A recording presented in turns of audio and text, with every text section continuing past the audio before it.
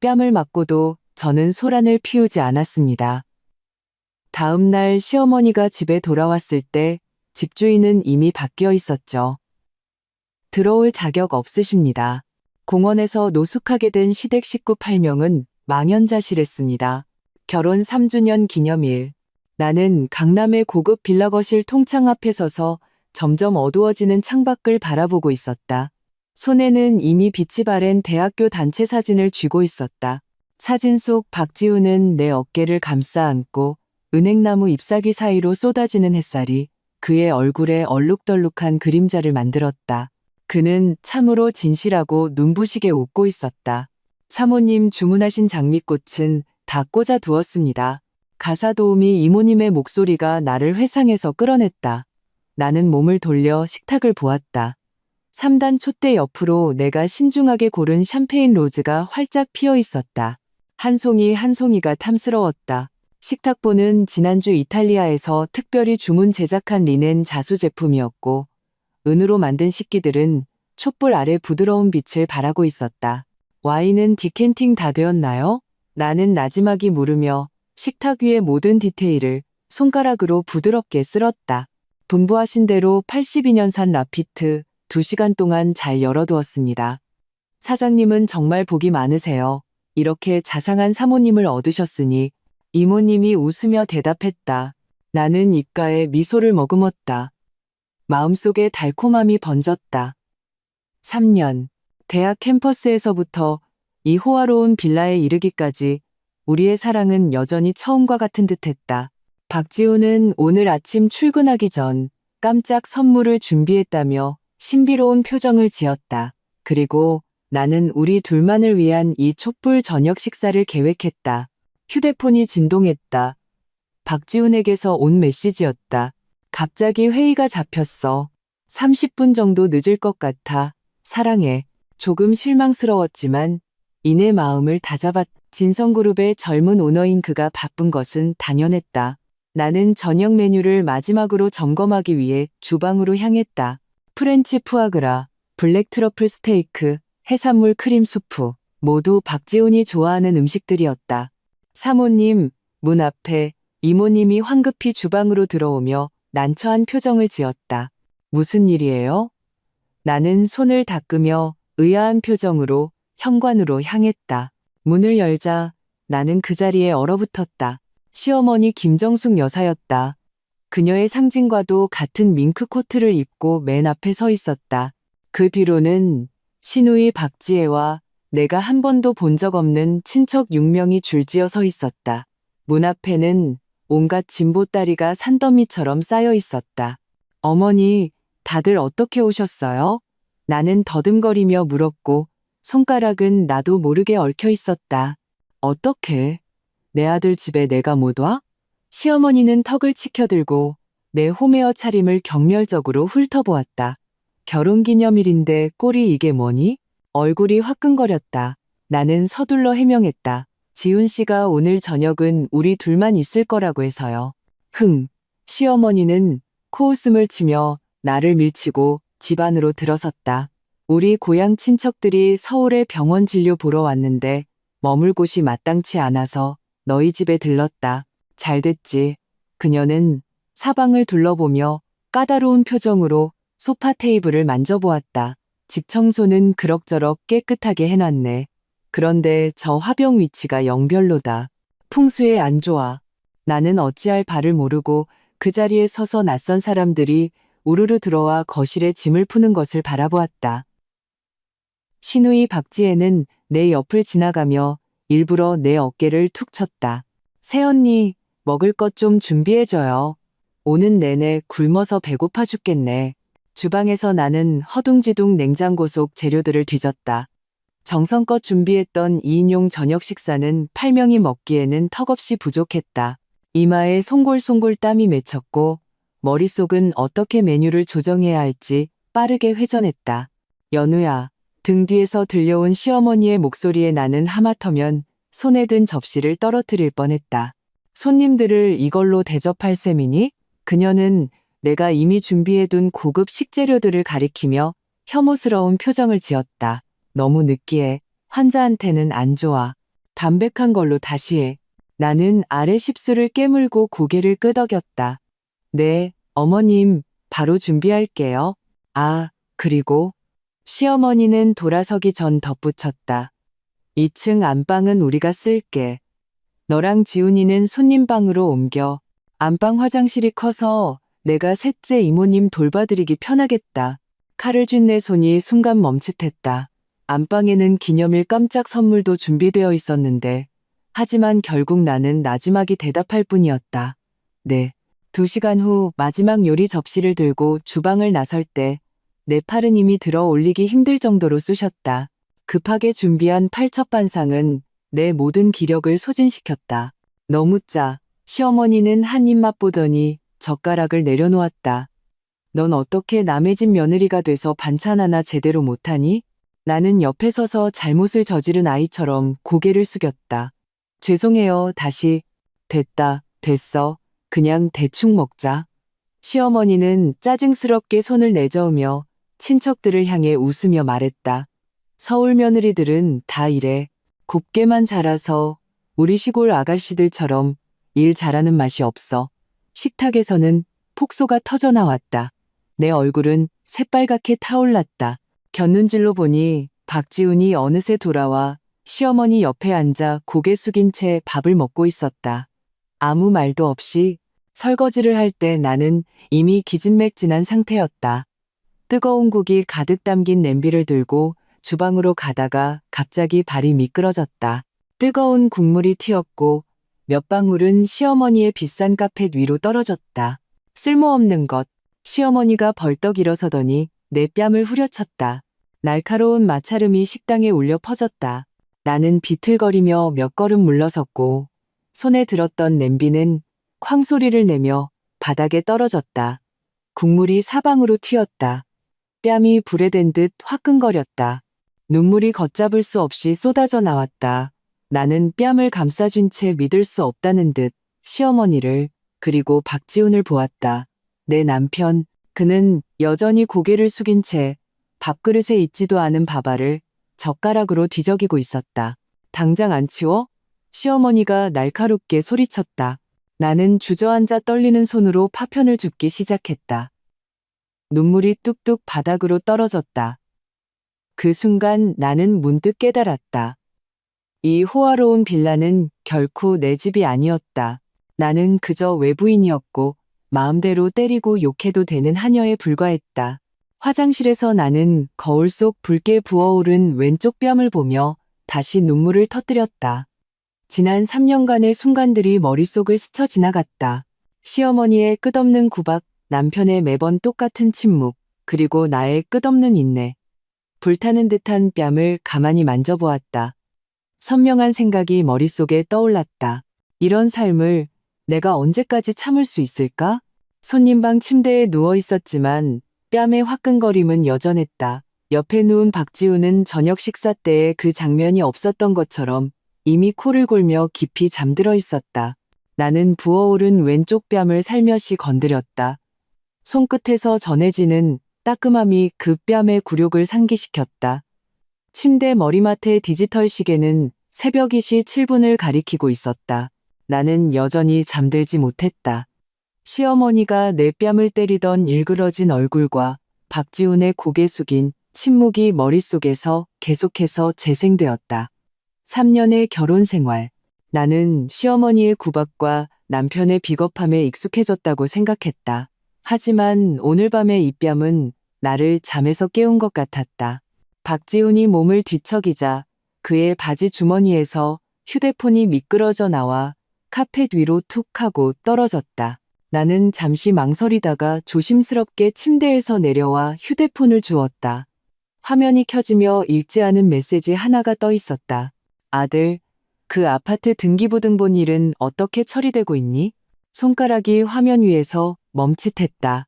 심장이 갑자기 빠르게 뛰었다. 결혼 전 부모님이 남겨주신 마포의 그 아파트.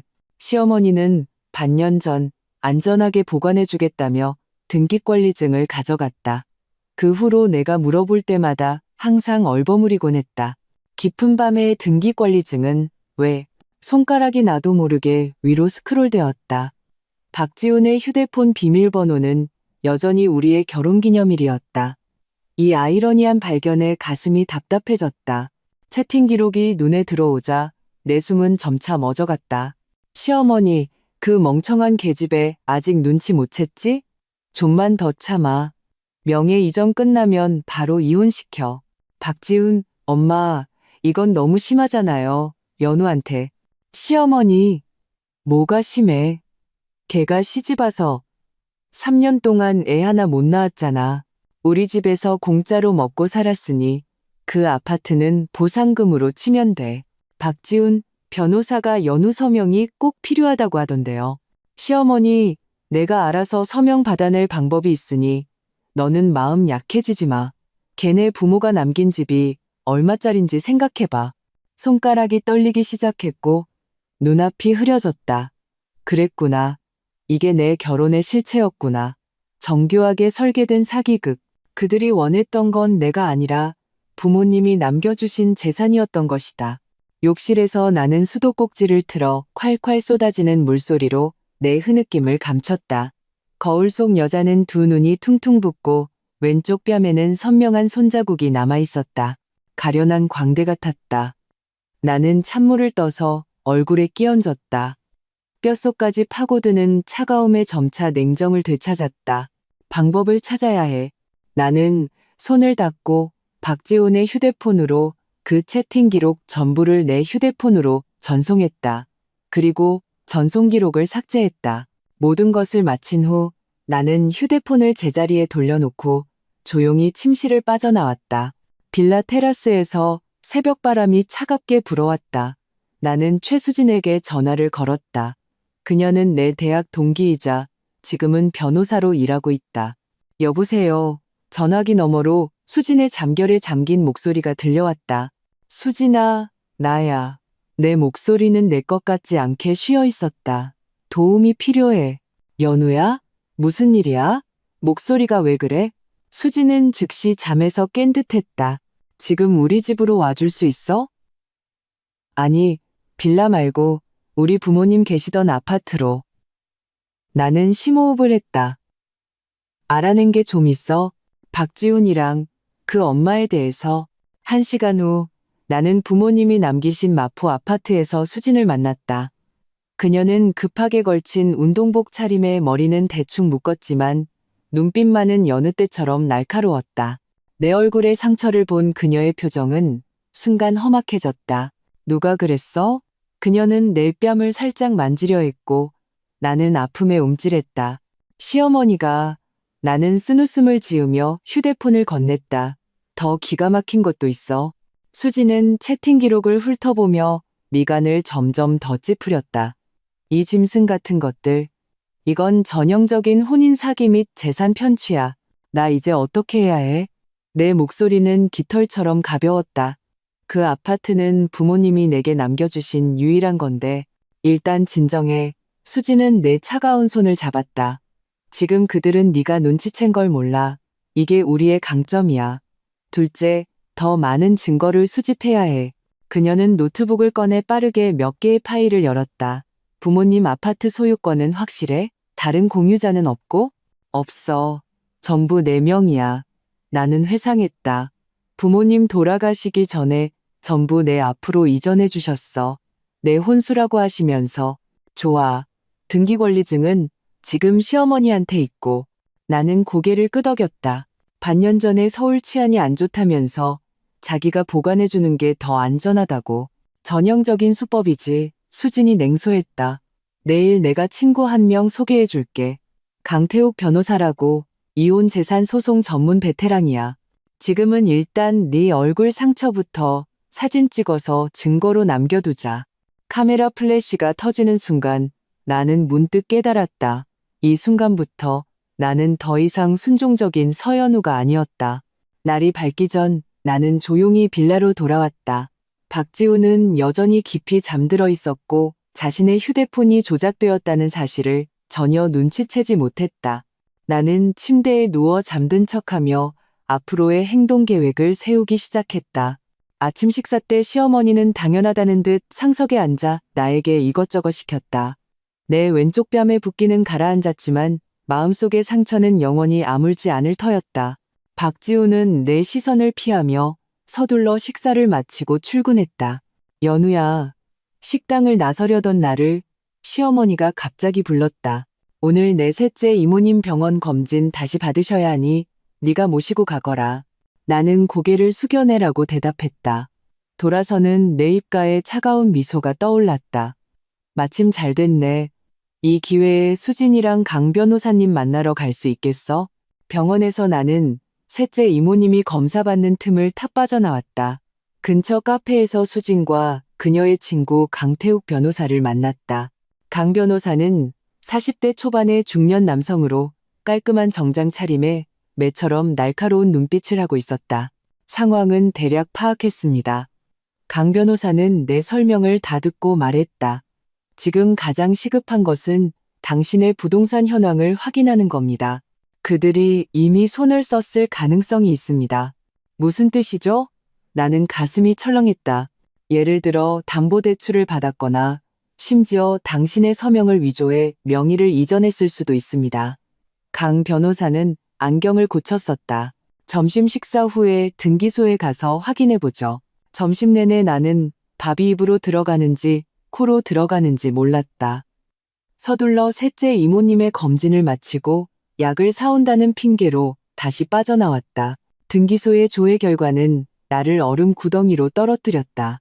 내 아파트가 이미 은행에 담보로 잡혀 5억 원의 대출이 실행되어 있었다. 서명란에는 버젓이 내 이름이 적혀 있었다. 이거 제가 한 서명 아니에요.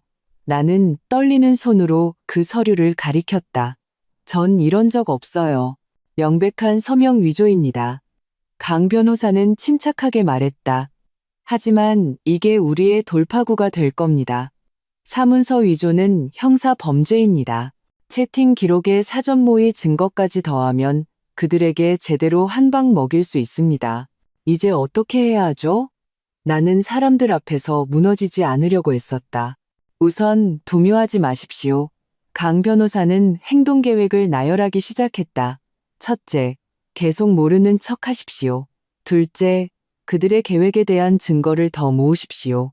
셋째, 제가 법률 서류를 준비해서 우선 부동산 거래를 동결시키겠습니다. 등기소를 나올 때 하늘은 잔뜩 흐려져 금방이라도 비가 올 것 같았다. 나는 심호흡을 했다. 마음속 깊은 곳에서 무언가 뿌리내리고 싹트는 것을 느꼈다. 그것은 반격이라는 이름의 씨앗이었다. 빌라에 돌아왔을 때는 이미 저녁이었다. 문을 열고 들어서자마자 시어머니의 날카로운 목소리가 들려왔다. 어딜 싸돌아다니다. 이제 와. 셋째 이모님 병원 모시랬더니 그림자도 안 보이고. 약 사러 다녀왔어요. 어머님. 나는 고개를 숙이고 대답했지만 눈빛은 더 이상 피하지 않았다. 약은? 그제야 약 사는 것을 깜빡 잊었다는 사실을 깨달았다. 내가 머뭇거리는 사이 시누이 박지혜가 2층에서 내려왔다. 그녀의 손에는 내 태블릿 PC가 들려 있었다. 새언니, 그녀는 의미심장하게 웃었다. 채팅 기록이 꽤 재밌던데요? 내 혈액이 순간적으로 얼어붙었다. 태블릿에는 내 카카오톡이 로그인되어 있었고 최근 대화 상대는 바로 최수진이었다. 지혜야, 누가 내 물건 함부로 만지래. 나는 손을 뻗어 빼앗으려 했지만 그녀는 날렵하게 시어머니 뒤로 숨었다. 엄마, 이것 좀 봐요. 박지혜는 부채질했다. 우리 몰래 누구랑 뭘 꾸미고 있나 봐요. 시어머니의 눈빛이 험악해졌다. 서연우, 똑바로 해명하는 게 좋을 거야. 그 순간 나는 위장의 시간이 끝났음을 알았다. 하지만 이상하게도 두렵지 않았다. 오히려 해방감이 들었다. 나는 고개를 들고 시어머니의 눈을 똑바로 쳐다보았다. 변호사님과 상담하고 있었어요. 제 재산이 불법으로 담보 잡힌 일에 대해서요. 식당은 순식간에 쥐죽은 듯 조용해졌다. 시어머니의 얼굴은 붉어졌다가 하얗게 다시 파랗게 변했다. 박지혜는 입을 크게 벌린 채 내가 이렇게 정면으로 맞설 줄은 몰랐다는 표정이었다. 너 무슨 헛소리야. 시어머니의 목소리가 떨렸다. 누가 내 재산을 건드렸다고. 등기소에 기록이 다 있어요, 어머님. 나는 일부러 차분하게, 그러나 얼음장처럼 차가운 목소리로 말했다. 서명 위조는 형사 범죄예요. 판사님이 어떻게 판결하실 것 같으세요? 시어머니가 세차게 테이블을 내리쳤다. 이게 미쳤나? 여긴 내 아들 집이야. 네가 어디서 행패야? 아니요, 여긴 어머님 댁이죠. 나는 평온하게 정정했다. 그리고 제 부모님 집은 제 집이고요. 말을 마친 나는 현관으로 향했다. 등 뒤에서 시어머니의 히스테릭한 고함이 들려왔다. 너 거기 안 서? 나가면 다시는 돌아올 생각 마. 나는 뒤돌아보지 않았다. 굳건한 걸음으로 빌라 대문을 나섰다. 하늘에서 비가 내리기 시작했다. 차가운 빗방울이 얼굴에 떨어져 내 뜨거운 눈물과 뒤섞였다. 주머니 속 휴대폰이 진동했다. 박지훈에게서 온 전화였다. 나는 발신자 표시를 보고 조용히 전원 버튼을 눌렀다. 비는 점점 거세졌다. 나는 버스 정류장 아래 서 있었다. 온몸이 흠뻑 젖었다. 휴대폰은 꺼버렸다. 어떤 해명이나 위협도 듣고 싶지 않았다. 택시 한 대가 천천히 다가왔다. 나는 손을 흔들어 차를 세웠다. 어디로 가실까요? 기사님이 물었다. 나는 순간 멍했다. 빌라로는 돌아갈 수 없다. 부모님이 남기신 아파트는 내 명의지만 박지훈 가족이 언제 들이닥칠지 모른다는 생각에 망설여졌다. 신라호텔로 가주세요. 감사합니다. 나는 결국 그렇게 말했다. 적어도 그곳은 안전할 테니까. 호텔 로비는 따뜻하고 건조했지만 나는 멈추지 않고 몸을 떨었다. 프런트 직원은 짐도 없이 흠뻑 젖은 나를 신기한 듯 쳐다봤지만 직업적인 소양으로 아무것도 묻지 않았다. 룸키를 받은 후 나는 즉시 수진에게 내 위치를 알렸다. 뜨거운 물이 내 몸을 씻어내렸지만 아무리 씻어도 더러움이 가시지 않는 기분이었다. 거울 속에 나는 얼굴이 창백하고 눈 밑에는 짙은 그늘이 져 있었다. 목욕 가운을 걸치고 창가에 앉아 도시의 네온사인이 빗속에서 흐릿하게 번지는 것을 바라보았다. 문에서 벨이 울렸다. 수진이 깨끗한 옷과 따뜻한 음식을 들고 문 밖에 서 있었다. 내 모습을 본 그녀는 안타깝게 한숨을 쉬었다. 일단 뭐 좀 먹어. 그녀는 내게 따뜻한 죽 한 그릇을 건넸다. 강 변호사님이 이미 서류 준비 중이래. 내일이면 재산 동결 신청할 수 있을 거야. 나는 기계적으로 죽을 입에 넣었다. 아무 맛도 느껴지지 않았다. 수진아, 나 정말 바보 같지? 나는 갑자기 물었다. 3년 동안 그들이 재산 때문에 접근한 걸 전혀 몰랐다니.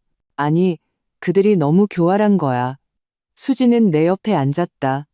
박지훈이 너한테 접근할 때 내 부모님이 재산 남겨주신 거 알고 있었어?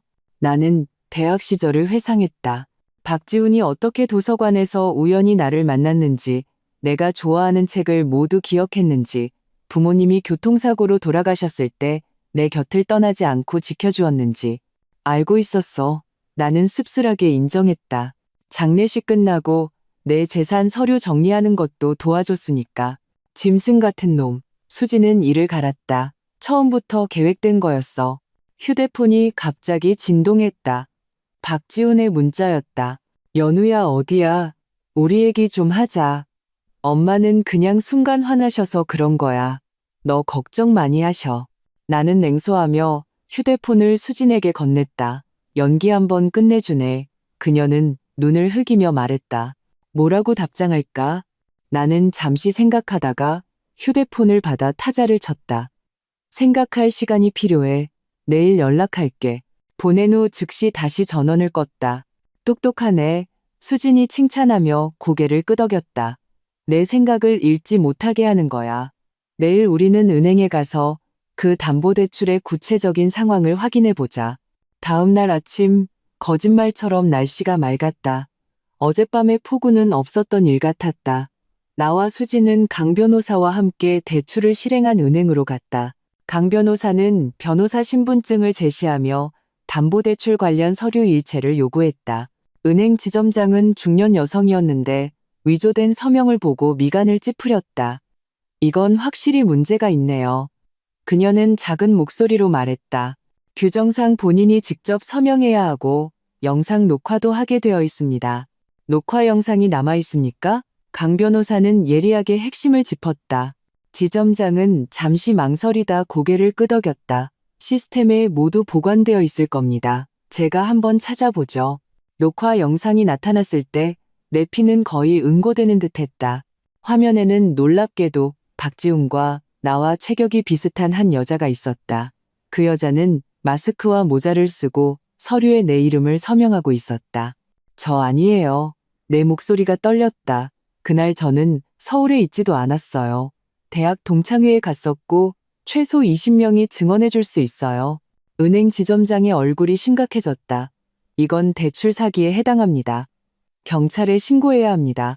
잠시만요. 강 변호사는 침착하게 말했다. 경찰 신고 전에 제 의뢰인은 우선 자신의 재산권을 보호받길 원합니다. 이 대출과 부동산 거래를 잠정적으로 동결해 주실 수 있겠습니까? 은행을 나올 때 내 손에는 대출 서명이 위조되었고 거래가 중단되었음을 확인하는 은행의 증명서가 들려 있었다. 강 변호사는 이미 법원 친구에게 연락해 오후면 재산 동결 명령을 받을 수 있다고 했다. 이제 어디로 가? 수진이 물었다. 호텔로 돌아가? 아니면 빌라? 나는 심호흡을 했다. 필요한 물건 좀 챙기고 그들의 반응도 보고 싶어. 수진이 걱정스럽게 나를 보았다. 내가 같이 가줄게. 빌라는 이상할 정도로 조용했다. 지문으로 문을 열자 거실이 온통 난장판인 것을 발견했다. 마치 격렬한 다툼이 지나간 듯했다. 2층에서 시어머니의 욕설이 들려왔다. 계집애 하나 제대로 처리 못하고 너 같은 걸 낳고 미역국을 먹었지. 나는 수진에게 조용히 하라는 신호를 보내고 살금살금 계단을 올랐다. 시어머니 방문이 살짝 열려 있었고 그녀의 목소리가 선명하게 들려왔다. 이제 어떡해. 그년이 눈치챘어.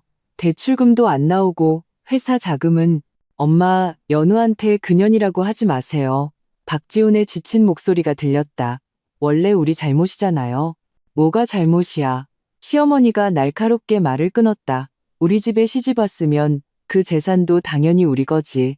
네가 마음만 약하지 않았어도 진작에 서명하게 만들었을 텐데. 나는 주먹을 꽉 쥐었다.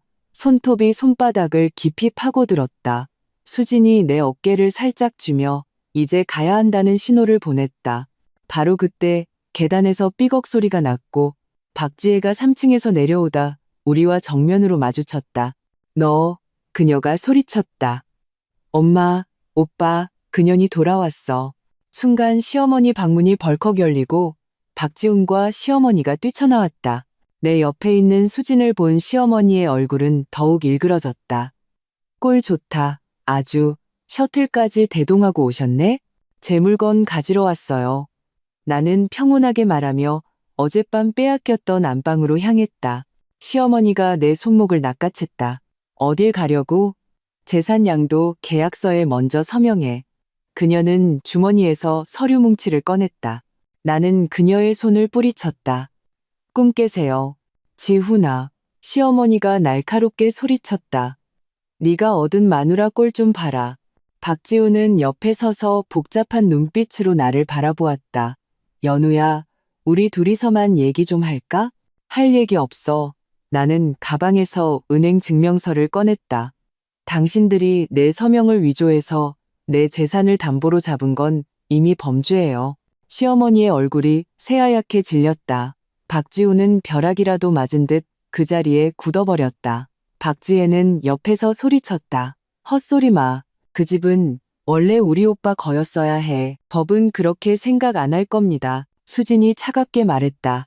이제 부동산 거래는 동결되었고 다음은 경찰이 사문서 위조 사건을 조사할 겁니다.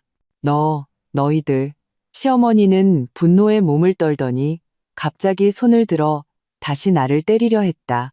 이번에는 내가 그녀의 손목을 단단히 잡고 힘껏 밀쳤다.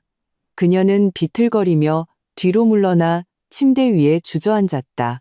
그 뺨 평생 기억할 거예요. 나는 한 글자 한 글자 힘주어 말했다.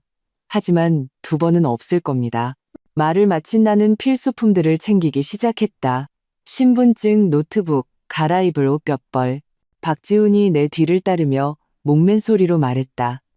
연우야, 난 정말 엄마가 그렇게까지 할 줄은 몰랐어. 기회를 줘. 나는 짐 싸는 것을 멈추고 그를 돌아보았다. 박지훈, 당신 문자 기록 내가 다 봤어. 명예 이전 끝나면 이혼시켜. 이거 누가 한 말이지? 그는 목이 졸린 듯 아무 말도 하지 못했다. 짐을 들고 아래층으로 내려갈 때 시어머니가 갑자기 뛰어내려와 나를 막아섰다. 네가 이렇게 그냥 나갈 수 있을 것 같아? 어림없지. 네가 얼마나 불효막심한 며느리인지 온 세상에 알려서 네 인생을 망쳐놓을 테다.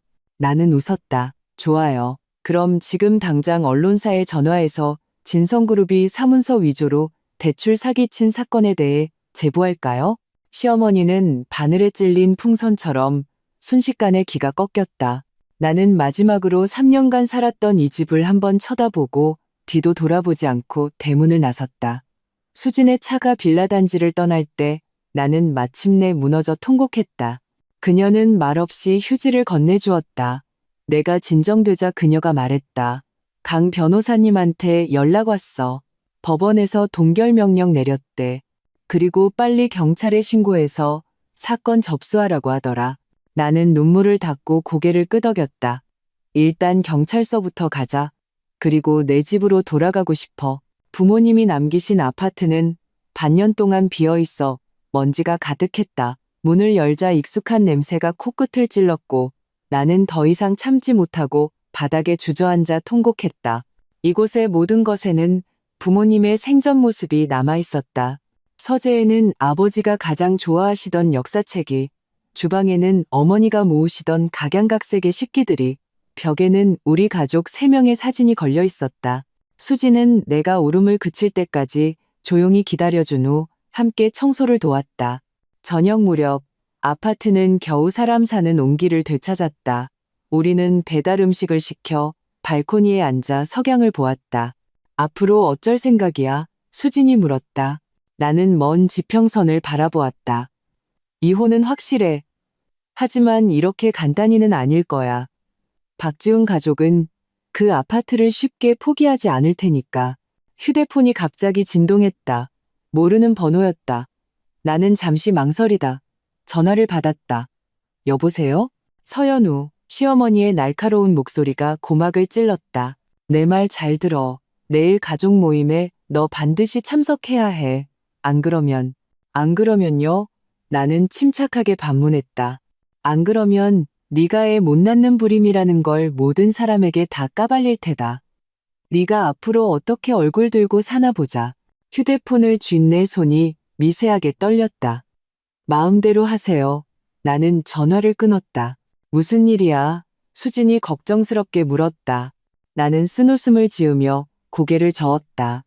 시어머니가 제가 불임인 걸 공개하겠다고 협박하네요. 수진의 의아한 표정을 보고 나는 설명했다. 결혼 2년 차에 임신한 적이 있었는데 유산했어. 그 후로 계속 아이가 안 생기니까 시어머니는 그게 내 문제라고 단정했지. 검사해봤어? 박지훈 문제일 수도 있잖아. 그는 검사 받기를 거부했어. 나는 냉소했다. 남자가 그런 검사 받는 건 창피한 일이래. 지금 생각해보니 아마 자기가 찔려서 그랬던 거겠지. 수지는 무언가 생각에 잠긴 듯 했다. 연우야, 내일 우리 병원 가서 종합검진 한번 받아보자. 혹시 그들이 무슨 짓을 했을 수도 있잖아. 내 마음이 철렁했다. 갑자기 지난 반년 동안 시어머니가 매일 끓여주던 보약이 떠올랐다. 병원의 소독약 냄새에 위가 뒤틀리는 것 같았다. 수진이 나를 대신해 산부인과와 종합검진 예약을 해주었다. 지금 우리는 진료 대기실에 앉아 있었다. 긴장돼? 수진이 내 손을 꽉 쥐었다. 나는 고개를 끄덕였다.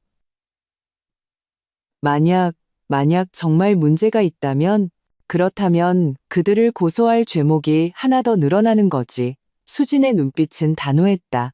검사 과정은 길고 고통스러웠다. 초음파, 체열, 호르몬 검사. 마지막 검사가 끝났을 때 나는 이미 기진맥진했다. 의사는 사흘 후에 결과를 보러 오라고 했다. 병원을 나서자 햇살이 눈부셨다. 휴대폰이 다시 울렸다. 이번에는 박지훈이었다. 연우야, 그의 목소리는 유난히 지쳐 있었다. 우리 만날 수 있을까? 단둘이서. 나는 거절하고 싶었지만 문득 정보를 좀 캐낼 수 있겠다는 생각이 들었다. 좋아. 시간, 장소는? 1시간 후 카페에서 박지훈을 만났다. 불과 며칠 사이에 그는 10년은 늙어 보였다. 눈 밑은 검고 수염은 덥수룩했다. 예전에 그 말끔한 진성그룹 후계자의 모습은 온데간데 없었다.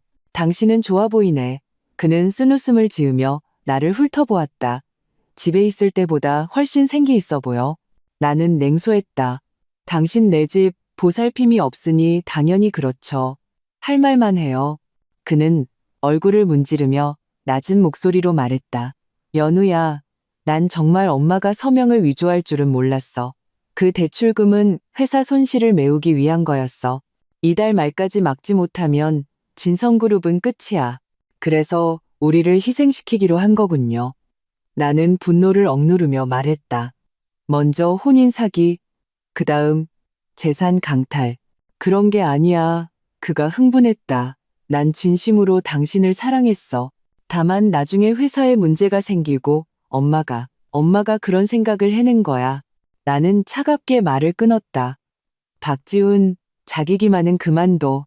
당신 어머니가 내 뺨을 때리는 걸 묵인한 순간부터 우린 끝났어. 그는 오랫동안 침묵했다. 갑자기 그가 말했다. 만약 내가 당신 편에 서겠다고 하면? 나는 눈썹을 치켜 올렸다. 무슨 뜻이죠? 엄마가 서명을 위조했다는 걸 내가 증언할게. 그는 목소리를 낮췄다. 대신 대출권은 문제 삼지 말아줘. 진성그룹이 살아날 길을 열어줘. 나는 웃음이 터질 뻔했다. 이제 와서 빌겠다? 늦었어요. 경찰에 이미 사건 접수됐어요. 뭐? 박지훈의 얼굴이 새하얗게 변했다. 신고했다고? 사문서 위조는 형사 범죄예요. 나는 평온하게 말했다. 내가 그냥 참고 넘어갈 줄 알았어요? 연우야, 그가 내 손을 덥석 잡았다. 제발 고소 취하해줘. 엄마는 연세도 많으셔서. 나는 그의 손을 뿌리쳤다. 내 뺨을 때리실 땐 당신 연세가 많다는 생각은 왜 안 하셨을까? 일어서면서 나는 그를 마지막으로 쳐다보았다. 유능한 변호사나 구하세요. 필요할 테니까. 카페를 나서며 나는 긴 한숨을 내쉬었다. 휴대폰이 진동했다. 강 변호사에게서 온 메시지였다. 경찰이 사건 수사에 착수했습니다. 은행 측에서도 대출 사기가 성립된다고 확인했습니다. 추가로 진성그룹의 최근 3년간 재무보고서를 조사한 결과 심각한 적자와 분식회계 혐의가 발견되었습니다. 나는 이 메시지를 수진에게 전달했다. 그녀는 바로 답장했다. 엄청난 진전이네. 이제 박지훈 가족은 사면 초가야. 분명 극단적으로 나올 테니 몸 조심해. 아파트로 돌아와 부모님이 남기신 서류들을 정리하기 시작했다. 서재서 앞 깊숙한 곳에서 누런 서류 봉투를 발견했다. 안에는 부모님의 유언 공증서가 들어있었다. 부동산 전체를 나에게 상속하며 이는 내 개인 재산이며 혼인 후 공동재산에 해당하지 않는다고 명시되어 있었다. 대박이다. 수진이 다가와 보더니 외쳤다. 이걸로 박지훈 가족이 재산을 분할하려는 생각은 완전히 끊어버렸어. 이야기하던 중 초인종이 울렸다. 현관 카메라로 보니 배달원이 서 있었다. 너 배달시켰어? 내가 수진에게 물었다. 그녀는 고개를 저었다. 아니, 나는 경계심이 들었다. 내가 시키지 않았는데? 다시 카메라를 보니 그 배달원은 수상하게 주위를 두리번거리고 있었고 손에는 플랫폼 로고가 없는 비닐봉지를 들고 있었다. 수상해. 나는 작은 목소리로 말했다. 박지훈 가족이 보낸 사람일지도 몰라. 수지는 즉시 관리사무소에 전화를 걸었다. 5분 후 경비원이 올라와 그를 신문하자 그는 비닐봉지를 버리고 도망쳤다. 경비원이 봉지를 열어보니 안에는 쪽지와 작은 약병이 들어있었다. 쪽지에는 이렇게 쓰여 있었다. 인생 망치기 싫으면 고소 취하해. 안 그러면 온 세상이 네가 알 못 낳는 암탉인 걸 알게 될 거야. 약병에는 라벨이 없었고 흰색 가루가 들어있었다. 미친 것들. 수진은 분노에 떨었다. 이건 협박이야. 당장 신고해야 해. 경찰이 와서 증거를 수집해갔고 약병은 성분 분석을 위해 보내졌다. 그날 밤 나는 잠을 이루지 못했다. 누군가 아파트를 감시하는 듯한 기분이 들었다. 새벽녘 휴대폰이 갑자기 켜졌다. 모르는 번호로 온 멀티미디어 메시지였다. 나와 수진이 오늘 병원을 드나드는 사진과 함께 불임 검사? 헛수고하지 마. 라는 문구가 있었다. 온몸이 차가워졌다. 나는 즉시 수진을 깨웠다. 우리는 아파트 구석구석을 확인했지만 도청기나 감시 카메라는 발견하지 못했다. 하지만 감시당하는 느낌은 사라지지 않았다. 내일 당장 거처를 옮기자 수진이 단호하게 결정했다. 박지훈 가족이 분명 사설 탐정을 고용해서 널 미행하고 있어. 다음 날 아침 우리는 조용히 아파트를 떠나 수진 친구의 빈집으로 갔다. 가는 길에 병원에서 전화가 왔다. 검사 결과가 나왔으니 빨리 와서 찾아가라는 것이었다. 병원 복도는 어제보다 더 길게 느껴졌다. 의사 사무실에서 중년 여의사는 안경을 고쳤으며 심각한 표정을 지었다. 서연우 씨, 검사 결과 체내에서 다량의 합성 프로게스틴이 검출되었습니다. 그녀는 보고서의 데이터를 가리켰다. 이는 월경불순을 유발하고 심할 경우 불임을 초래할 수 있습니다. 나는 얼음 구덩이에 빠진 기분이었다. 그게 무슨 뜻이죠? 간단히 말해 누군가 장기간 당신에게 피임약을 먹인 겁니다. 의사는 직설적으로 말했다. 호르몬 수치를 보면 최소 반년 이상 지속된 것으로 보입니다. 수지는 숨을 들이켰다. 어떤 경로로 섭취되었는지 알 수 있을까요? 경구 투여일 겁니다. 음식이나 음료에 섞어서요. 의사는 동정 어린 눈빛으로 나를 보았다. 이런 경우 경찰에 신고하시는 게 좋습니다. 의사 사무실을 나올 때 내 다리는 납덩이처럼 무거웠다. 반년, 정확히 시어머니가 매일 보약을 끓여주기 시작한 시간이었다. 살인 미수야. 수지는 이를 갈았다. 이건 고의 상해라고. 그녀의 말은 내 휴대폰 벨소리에 끊겼다. 관리사무소에서 온 전화였다. 서연우 씨, 댁에 누가 침입했습니다. 경찰이 용의자를 제압했습니다. 나와 수지는 급히 아파트로 돌아갔다. 현장은 아수라장이었다. 서랍은 온통 뒤져져 있었고 서류들은 바닥에 흩어져 있었다. 경찰에 붙잡힌 침입자는 젊은 남자로 자신을 진성그룹 직원이라 밝히며 박지혜의 지시로 서류를 찾으러 왔다고 했다. 무슨 서류? 경찰이 엄하게 물었다. 등기권리증이랑 유언장 같은 거요. 그 남자는 벌벌 떨며 대답했다. 나는 냉소했다. 다행히 중요한 서류는 모두 내가 가지고 있었다. 경찰은 내 증언을 기록하고 혐의를 추가하겠다고 했다. 그날 오후 약병의 성분 분석 결과도 나왔다. 피임약을 갈아 만든 가루였고 의사가 검출한 호르몬 성분과 일치했다. 증거의 사슬은 점점 더 완벽해지고 있었다. 사문서 위조, 대출 사기, 불법 침입, 고의 상해. 강 변호사는 모든 자료를 정리하여 검찰에 형사소송을 제기할 준비를 했다. 저녁에 나와 수진, 강 변호사 세 사람은 다음 행동 계획을 논의했다. 이제 박지훈 가족은 궁지에 몰렸습니다. 강 변호사가 분석했다. 더 극단적인 수단을 쓸 겁니다. 저는 당신이 잠시 도시를 떠나 있다가 재판 때 돌아오는 것을 제안합니다. 나는 고개를 저었다. 도망치지 않을 거예요. 두려워해야 할 건 그들이에요. 그럼 최소한 경호라도 강화해야지. 수진이 경호원을 고용하자고 제안했다. 아니, 내 머릿속에 번뜩이는 아이디어가 떠올랐다. 내가 먼저 공격하겠어. 그들은 의아한 표정으로 나를 보았다. 나는 휴대폰을 꺼내 시어머니가 나를 협박한 녹음 파일과 문자를 보여주었다. 기자회견을 열 거예요. 박지훈 가족의 모든 만행을 공개할 겁니다. 강 변호사의 눈이 빛났다. 선제 공격. 좋은 생각입니다. 진성그룹은 지금 위태로운 상황이라 이런 스캔들은 그들을 바로 무너뜨릴 겁니다. 하지만 너도 대중에게 노출될 거야. 수진이 걱정스럽게 말했다. 준비됐어? 나는 심호흡을 했다. 반격하기로 결심한 순간부터 이미 준비됐어요. 기자회견은 이틀 뒤로 정해졌다. 그동안 나는 몇몇 유력 언론사의 비밀리에 연락해 일부 증거를 제공했다. 그 사이 박지훈은 미친 듯이 나에게 전화하고 문자를 보냈다. 애원에서 협박으로 그의 어조는 점점 더 절박해졌다. 기자회견 당일 나는 간결한 검은색 정장을 입고 옅은 화장을 했다. 터지는 플래시 세례 앞에서 나는 침착하게 모든 사건을 이야기했다. 사기 결혼부터 재산 담보 발견, 피임약 투여, 아파트 침입까지. 기자들은 충격 속에서 기록했고 간간히 경악의 탄성을 질렀다. 제가 오늘 이 자리에 선 이유입니다. 나는 마지막으로 말했다. 저 자신뿐만 아니라 비슷한 피해를 겪을 수 있는 모든 여성을 위해서입니다. 우리는 불의에 맞서 용감하게 일어서야 합니다. 기자회견의 효과는 예상을 훨씬 뛰어넘었다. 그날 저녁 지역 주요 언론의 헤드라인은 진성그룹 후계자, 재산 노린 사기 결혼, 재벌가 시어머니, 며느리에게 피임약 투여 같은 폭발적인 기사들로 도배되었다. 소셜미디어는 그야말로 들끓었다. 진성그룹의 주식은 다음 날 개장과 동시에 하한가를 쳤다. 박지훈은 마침내 무너졌다.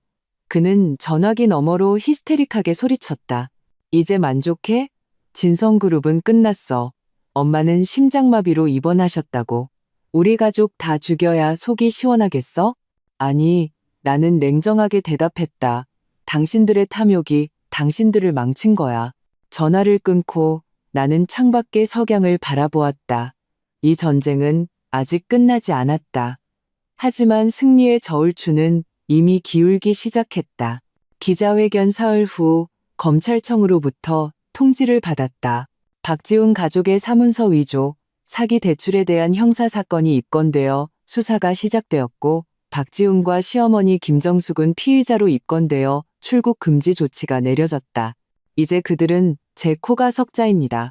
강 변호사가 전화로 말했다. 이혼 소송을 정식으로 추진하기에 좋은 시기입니다. 나는 아파트 발코니에 서서 가끔 지나가는 행인들을 바라보았다. 요즘 나는 거의 집 밖으로 나가지 않았고 모든 생필품은 수진이 대신 가져다 주었다. 박지훈 가족이 궁지에 몰렸지만 그들이 쉽게 포기하지 않을 것임을 알았다. 연우 씨, 듣고 있습니까? 강 변호사의 목소리가 나를 현실로 데려왔다. 네, 듣고 있어요. 나는 관자놀이를 문질렀다. 이혼 소송에서 제가 뭘 해야 하죠? 우선 소송의 요구사항을 명확히 해야 합니다. 이혼 자체 외에 어떤 것을 얻고 싶으십니까? 나는 잠시 생각했다. 첫째, 부모님이 남기신 부동산이 온전히 제 소유임을 확인받고 싶습니다. 둘째, 그들의 사문서 위조 및 사기 대출에 대한 법적 책임을 묻고 싶습니다. 셋째, 나는 잠시 말을 멈췄다. 정신적 피해 보상이요. 합리적인 요구입니다. 강 변호사가 동의했다. 박지훈 가족은 지금 내후회환에 시달리고 있어 합의를 시도할 가능성이 높습니다. 심리적인 마지노선이 있습니까? 법이 정한 것 외에는 한 푼도 더 받지 않겠습니다. 나는 단호하게 말했다. 하지만 한 푼도 덜 받지 않을 겁니다. 전화를 끊고 노트북을 열어 그동안 수집한 모든 증거를 정리하기 시작했다. 은행 녹화 영상, 채팅 기록, 진단서, 침입당한 아파트 사진. 하나씩 볼 때마다 마음속에 한기가 깊어졌다. 한때 한 침대를 썼던 남편, 사랑한다고 속삭이던 남자가 어떻게 이렇게 악독한 계획을 묵인하고 참여할 수 있었을까? 초인종이 갑자기 울렸다. 나는 경계하며 모니터 화면을 보았다. 뜻밖에도 문 밖에는 박지혜가 서 있었다. 그녀는 혼자였고 예전의 기세등등한 모습은 온데간데 없었다. 눈은 퉁퉁 부어 울었던 것 같았다. 인터폰을 켰다. 무슨 일이야? 새언니. 아니, 서연우 씨. 그녀의 목소리는 흐느낌이 섞여 있었다. 얘기 좀 할 수 있을까요? 딱 5분만요. 우린 할 얘기 없어. 제발요. 그녀가 갑자기 무릎을 꿇었다. 진성그룹이 부도나게 생겼어요. 오빠는 감옥에 갈지도 몰라요. 엄마는 병원에 계시고요. 우리가 잘못한 거 알아요. 하지만 제발 한 번만 선처해 주세요. 나는 그녀의 연기를 차가운 눈으로 바라보았다. 마음은 조금도 동요하지 않았다. 박지혜 씨, 당신은 얼마나 가담했죠? 내가 매일 마시던 보약에 뭐가 들어있었는지 알았나요? 그녀의 몸이 굳어지며 얼굴이 새하얗게 질렸다. 저는 몰랐어요. 거짓말. 나는 단호하게 꿰뚫었다. 당신 어머니가 그 짓을 할 때 당신은 옆에서 약병을 건넸잖아. 내가 못 봤을 줄 알고? 그녀는 바닥에 주저앉아 마침내 통곡했다. 엄마가 시켰어요. 당신이 애를 낳으면 박신의 재산이 꺼져요. 나는 인터폰을 끄고 돌아섰다. 문 밖에서 박지혜의 울음소리가 희미하게 들려왔지만 내 마음에는 차가운 결심만이 남았다. 저녁에 수진이 최신 소식을 가져왔다. 진성그룹 주가는 폭락했고 은행들은 빚 독촉을 시작했으며 주요 거래처들도 모두 협력을 중단했다. 박지우는 고급차와 수집품들을 팔아 구멍을 메우고 있다고 했다. 시어머니는? 내가 물었다. 아직 병원에. 상태가 별로 안 좋다고는 하는데. 수지는 입술을 삐죽였다. 병원 검사에서는 심장에 문제 없다고 했대.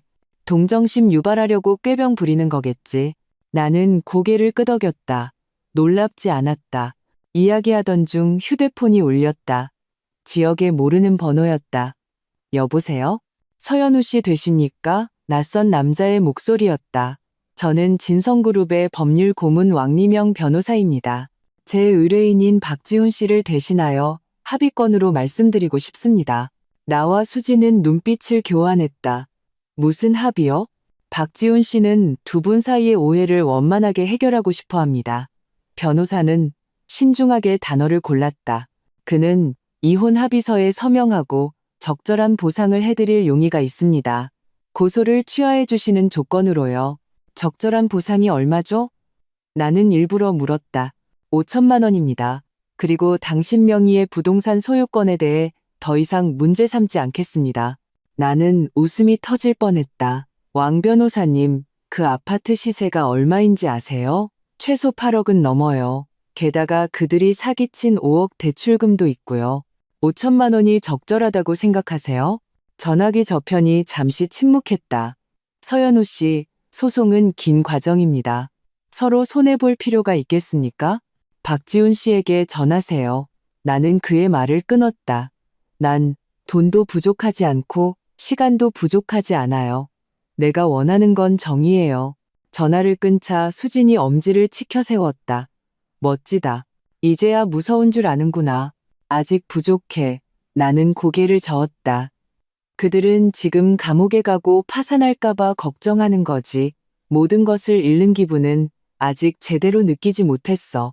다음 날 강 변호사가 엄청난 소식을 가져왔다. 경찰이 진성그룹의 장부를 조사하다가 대규모 탈세와 공금 횡령 증거를 발견했다는 것이다. 관련 금액이 수백억 원에 달했다. 박지훈의 아버지가 살아있을 때부터 문제가 있었던 겁니다. 이제 눈덩이처럼 불어난 거죠. 강 변호사는 안경을 고쳤었다. 더 대단한 건 우리가 김정숙 명의의 부동산 3채와 다량의 보석을 찾아냈다는 겁니다. 전부 회사 자금으로 구매한 것들이에요. 그럼 돈이 없는 게 아니었군요. 나는 냉소했다. 단지 나한테 배상하기 싫었을 뿐. 그렇습니다. 강 변호사가 고개를 끄덕였다. 이미 법원에 재산보전 신청을 했습니다. 승인만 나면 김정숙의 그 재산들은 모두 동결될 겁니다. 이 소식에 기분이 좋아졌다. 오후에 나는 위험을 무릅쓰고 빌라에 한번 가보기로 했다. 그곳에 아직 내 개인 물품들이 남아있었다. 특히 어머니가 남겨주신 목걸이를 꼭 찾아야 했다. 수진이 함께 가주겠다고 고집했다. 빌라 단지는 여전히 조용하고 호화로웠지만 박지훈의 집은 눈에 띄게 관리가 소홀했다. 정원의 식물들은 시들기 시작했다. 지문으로 문을 열려 했지만 도어록이 교체되어 있었다. 우리가 막 떠나려 할 때 가사도우미 이모님이 옆문으로 쓰레기를 버리러 나왔다가 우리를 보았다. 사모님, 그녀가 놀라 작은 목소리로 외쳤다. 어떻게 오셨어요? 이모님, 나는 억지로 웃었다. 물건 좀 가지러 왔는데 문이 잠겨서요.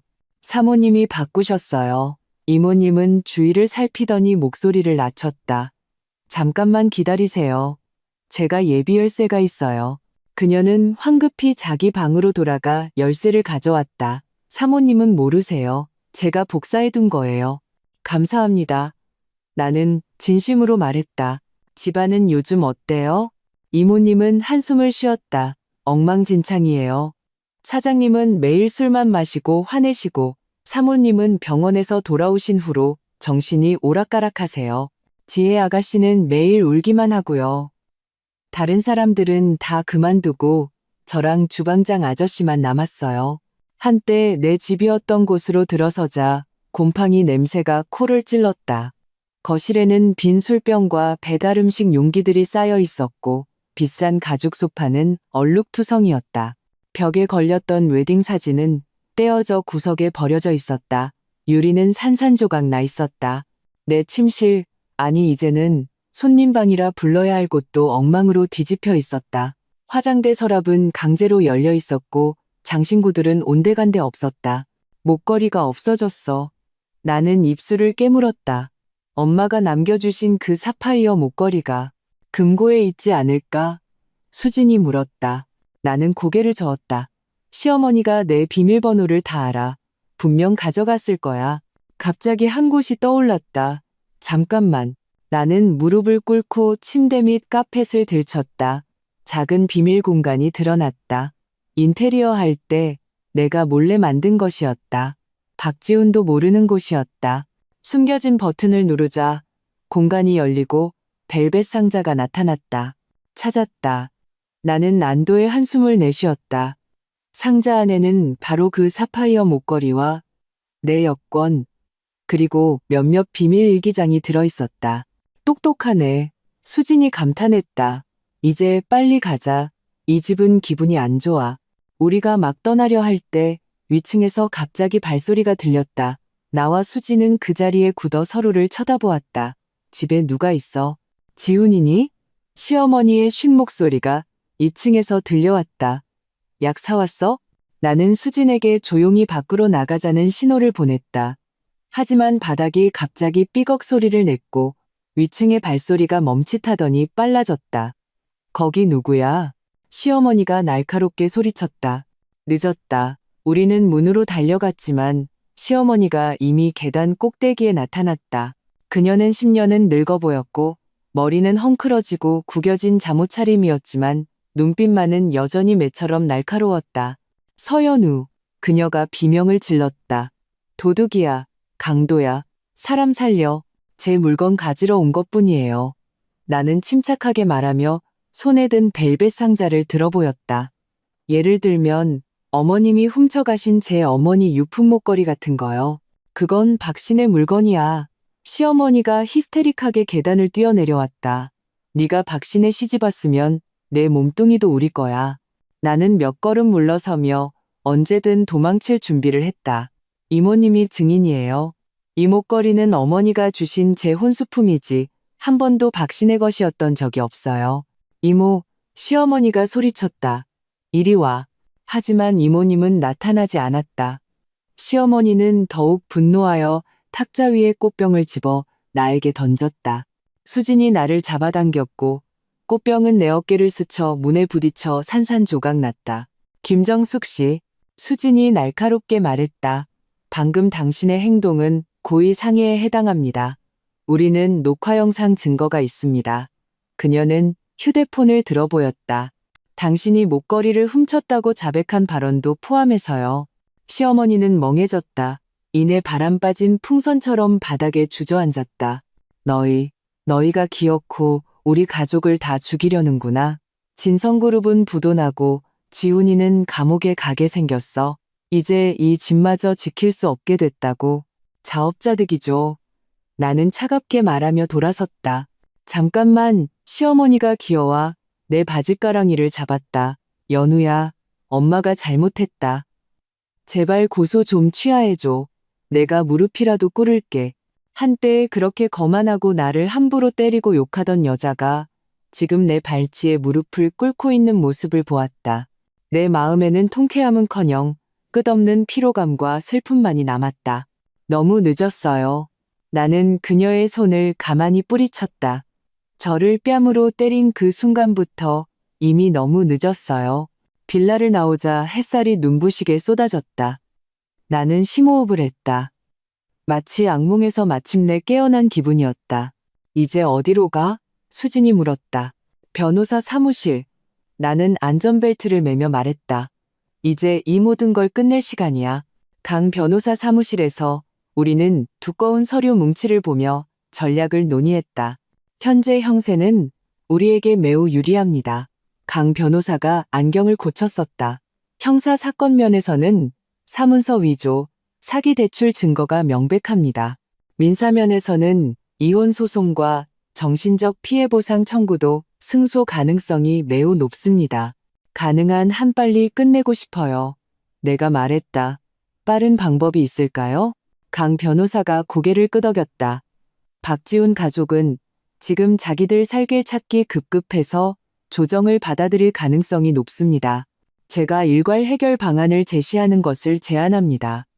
당신이 형사사건에서 양형 자료를 제출하는 조건으로 그들이 이혼과 배상에서 전적으로 양보하게 하는 거죠. 어떤 양보요? 첫째, 무조건적인 이혼 동의.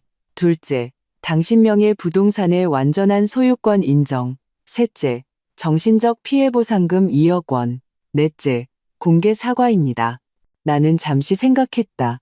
좋아요. 하지만 그들은 반드시 언론의 모든 잘못을 공개적으로 인정해야 해요. 특히 피임약 투여와 서명 위조 사실을요. 그건 강 변호사는 조금 망설였다. 조정 성공률에 영향을 미칠 수 있습니다. 협상은 없어요. 나는 단호하게 말했다. 그들은 자신들이 저지른 모든 일에 대해 대가를 치러야 해요. 금전적인 것뿐만이 아니라요. 수진이 내 결정을 지지했다. 연우 말이 맞아. 이런 악행은 반드시 공개돼서 더 많은 여성들이 피해 입는 걸 막아야 해. 강 변호사는 마침내 우리의 의견에 동의하고 조정안을 작성하기 시작했다. 변호사 사무실을 나올 때 하늘은 이미 어두워져 있었다. 도시의 네온 사인이 하나둘 켜지며 마치 수많은 눈들이 이 정의의 도래를 지켜보는 것 같았다. 휴대폰이 진동했다. 박지훈에게서 온 문자였다. 당신 조건 받아들일게. 내일 오전 10시 구청에서 보자. 나는 휴대폰을 수진에게 보여주었다. 그녀는 미간을 찌푸렸다. 이렇게 빨리 굴복한다고? 박지훈 가족답지 않은데 선택의 여지가 없는 거지. 나는 평온하게 말했다. 형사 재판이 열리면 박지훈과 시어머니는 실형을 받을 가능성이 높아. 그에 비하면 내 조건은 자비로운 편이지. 내일 내가 같이 가줄게. 수진이 내 손을 잡았다. 그들이 무슨 속임수를 쓸지 모르니까. 나는 고개를 끄덕이며 멀리 반짝이는 불빛들을 바라보았다. 내일이면 이 모든 것이 마침표를 찍을 것이다. 3년의 결혼, 반년의 고통, 마침내 끝나는 것이다. 하지만 왠지 모르게 일이 이렇게 간단하게 끝나지 않을 것 같은 예감이 들었다. 구청 앞에서 나는 약속 시간보다 30분 일찍 도착했다. 수진과 강 변호사가 내 곁을 지켰다. 우리 셋은 나무 그늘 아래 서서 오가는 사람들을 지켜보았다. 긴장돼? 수진이 내게 물 한 병을 건넸다. 나는 고개를 저었다. 오히려 이상할 정도로 평온해. 마치 결과를 이미 아는 수술을 기다리는 기분이야. 9시 50분 익숙한 검은색 벤츠가 길가에 멈춰 섰다. 박지훈이 혼자 차에서 내렸다. 간편한 흰색 셔츠와 검은색 바지 차림이었고 예전의 엘리트적인 분위기는 찾아볼 수 없었다. 그는 주위를 둘러보다가 우리를 보고는 눈에 띄게 굳어졌다. 그리고 천천히 다가왔다. 연우야. 그의 목소리는 쉬어 있었다. 단둘이 얘기 좀 할 수 있을까? 수진이 즉시 경계했다. 무슨 말이든 우리 앞에서 해요. 박지훈은 쓴웃음을 지었다. 걱정 마. 해치지 않아. 그냥 사과하고 싶어서 그래. 나는 수진과 강 변호사에게 잠시 기다려달라고 하고 박지훈을 따라 몇 걸음 떨어진 벤치로 갔다. 아침 햇살 속에서 그의 옆모습은 여전히 잘생겼지만 눈 밑의 검은 그늘과 입가의 잔주름은 지난 며칠간의 고통을 드러내고 있었다. 어머니는 안 오실 거야. 그는 단도직입적으로 말했다. 상태가 별로 안 좋으셔. 의사 선생님이 중증 우울증이라고 하시더라.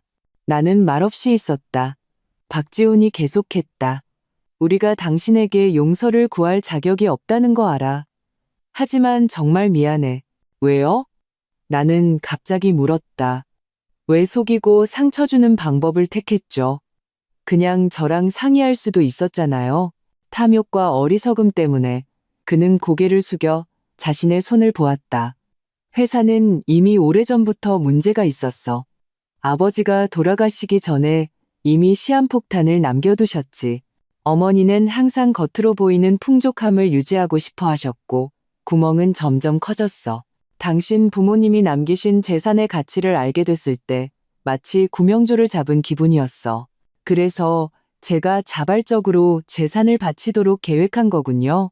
그는 부끄러운 듯 고개를 끄덕였다. 처음 계획은 당신이 날 사랑하게 만들어서 결혼 후에 자연스럽게 재산을 공동재산으로 만드는 거였어.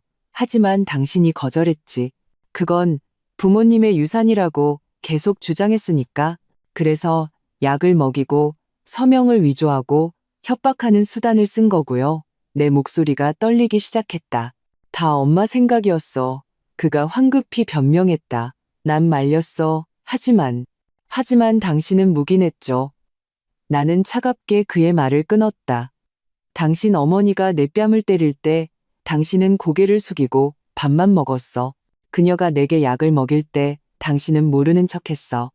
그녀가 내 서명을 위조해서 내 재산을 담보로 잡을 때 당신은 협조했어. 박지훈, 침묵은 공범이야. 그는 아무 말도 하지 못하고 잿빛 얼굴이 되었다. 멀리서 수진이 시간이 다 됐다는 손짓을 했다. 가요. 나는 일어섰다. 끝내야죠. 이혼 절차는 생각보다 간단했다. 서명하고 지장을 찍고 혼인신고서를 반납했다. 20분도 채 안 되어 한때 평생을 약속했던 붉은 증명서는 관계의 종말을 고하는 서류로 바뀌었다.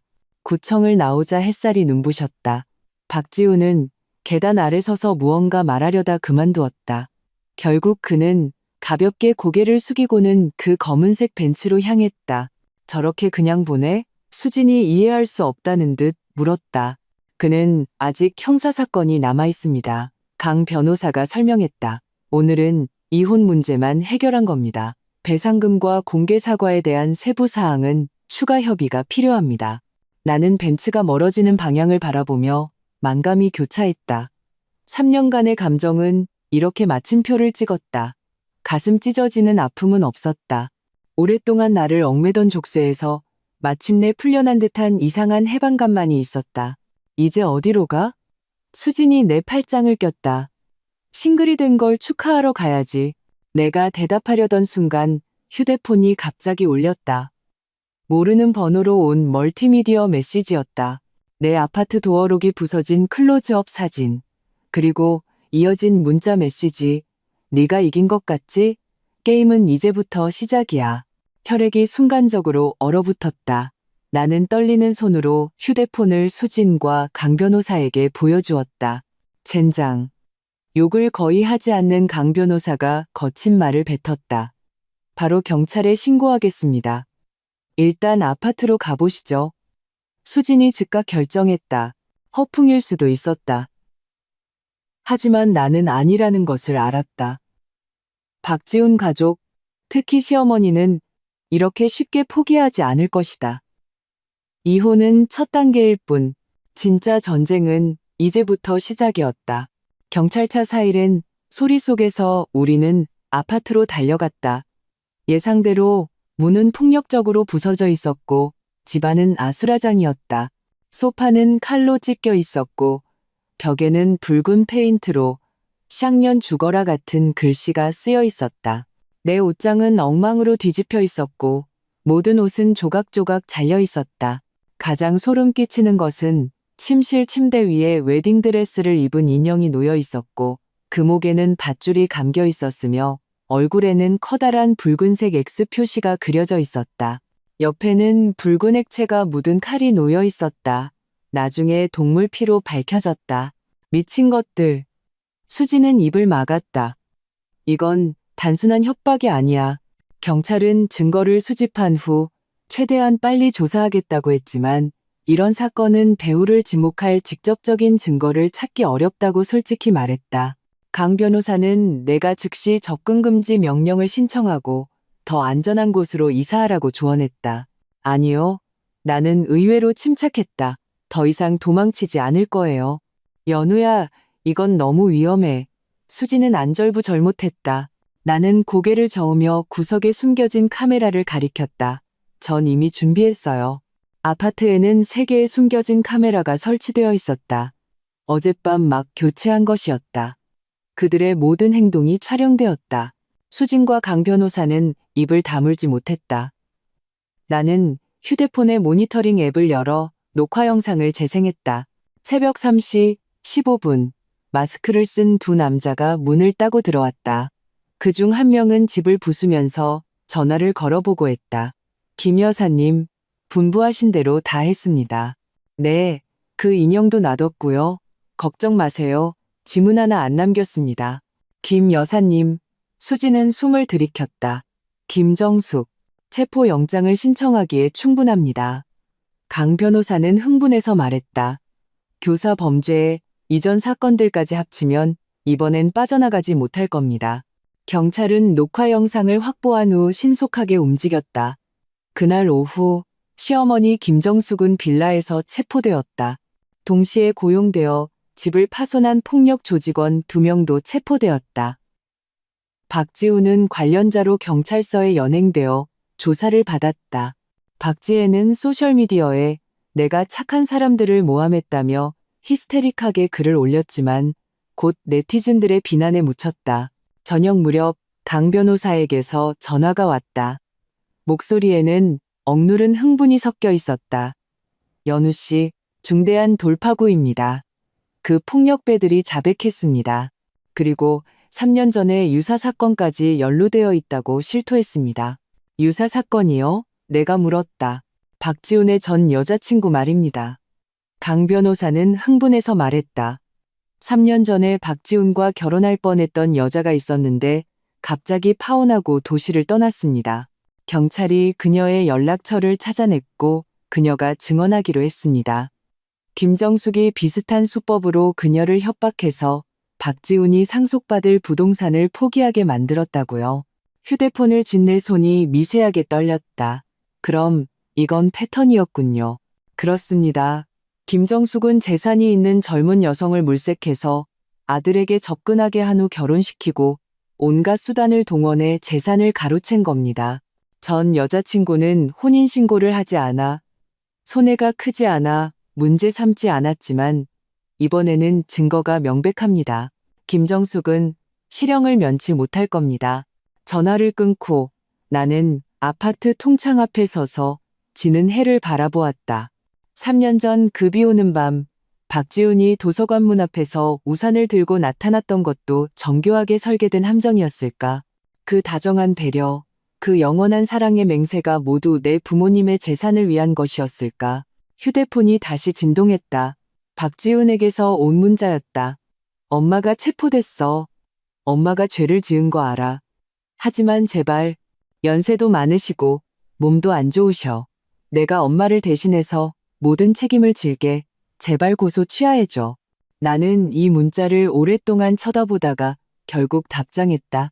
모든 사람은 자신의 행동에 책임을 져야 해. 당신 어머니도, 그리고 당신도. 이 문자를 보내고 나는 휴대폰을 껐다. 긴 한숨을 내쉬었다. 이 악몽이 드디어 정말로 끝나는구나. 법정의 에어컨은 세게 틀어져 있었지만 나는 여전히 후끈거림을 느꼈다.